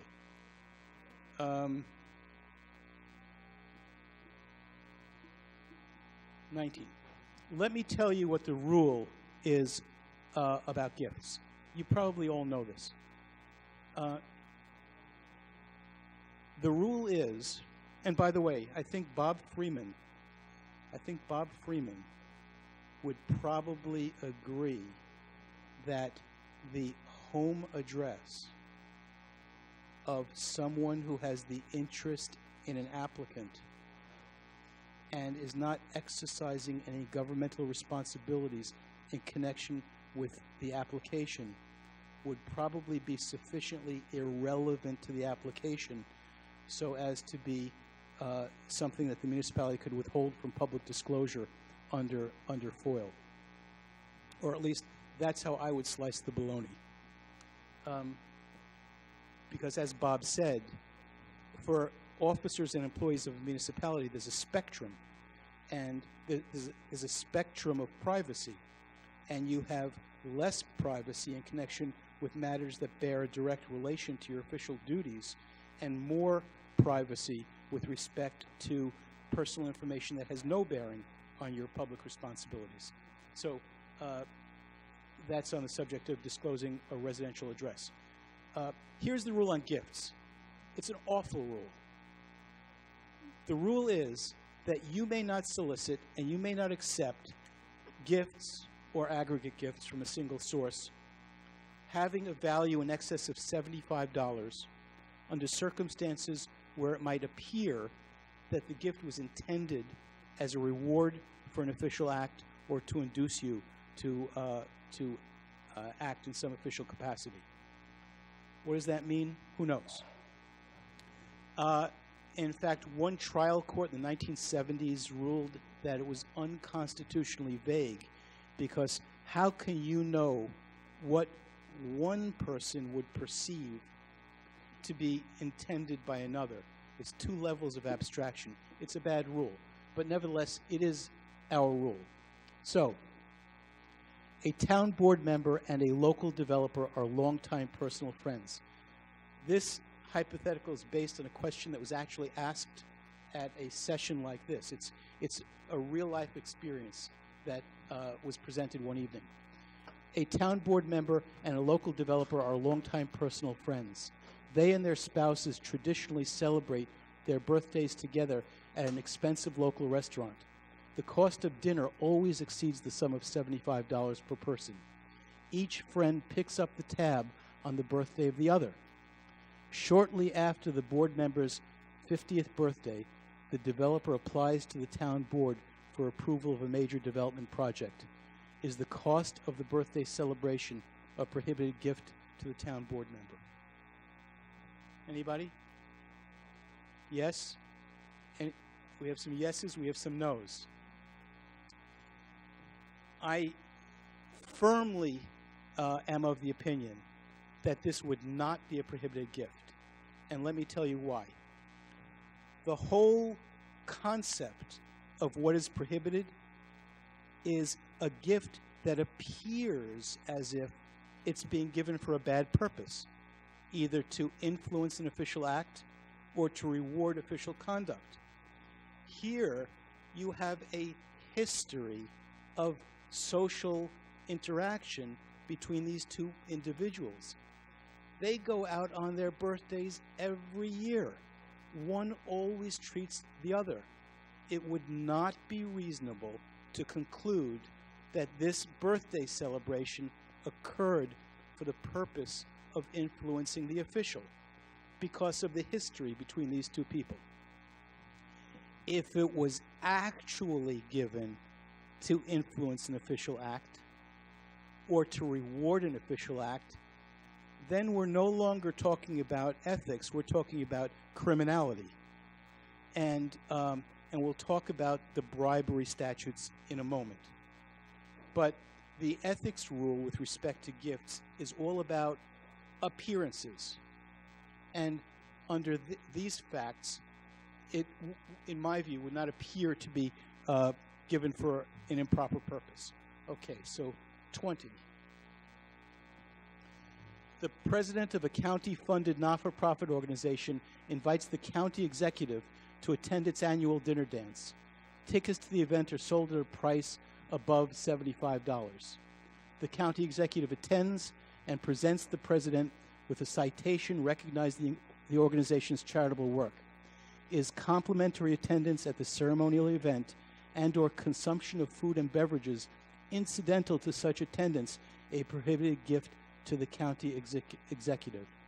Now, this is a very important and timely question because on his way out, I saw the county executive eat more than $75 worth of sandwiches.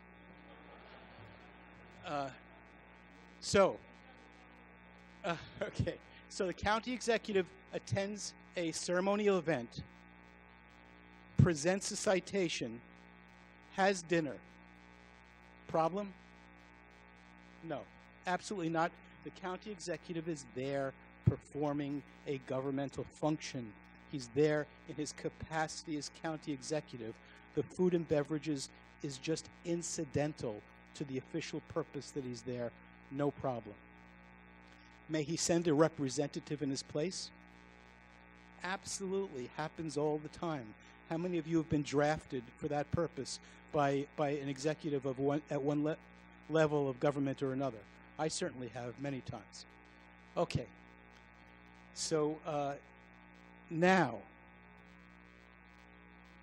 the county executive enjoys this particular gala that he's invited to from time to time and decides to bring his wife. Problem? Yeah, I think so. I don't think there's any legitimate governmental purpose served in the county executive's wife or husband attending this event. And I think the appearances, the optics of that are completely different than the county executive attending for an official purpose and having an incidental meal.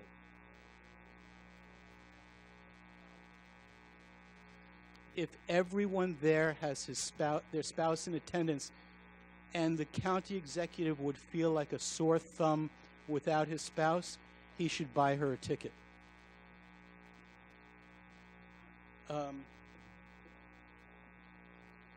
22.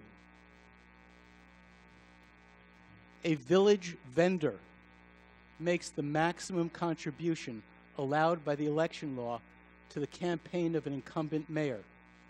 The amount of the contribution exceeds the sum of $75. Are the campaign contributions prohibited gifts under Article 18?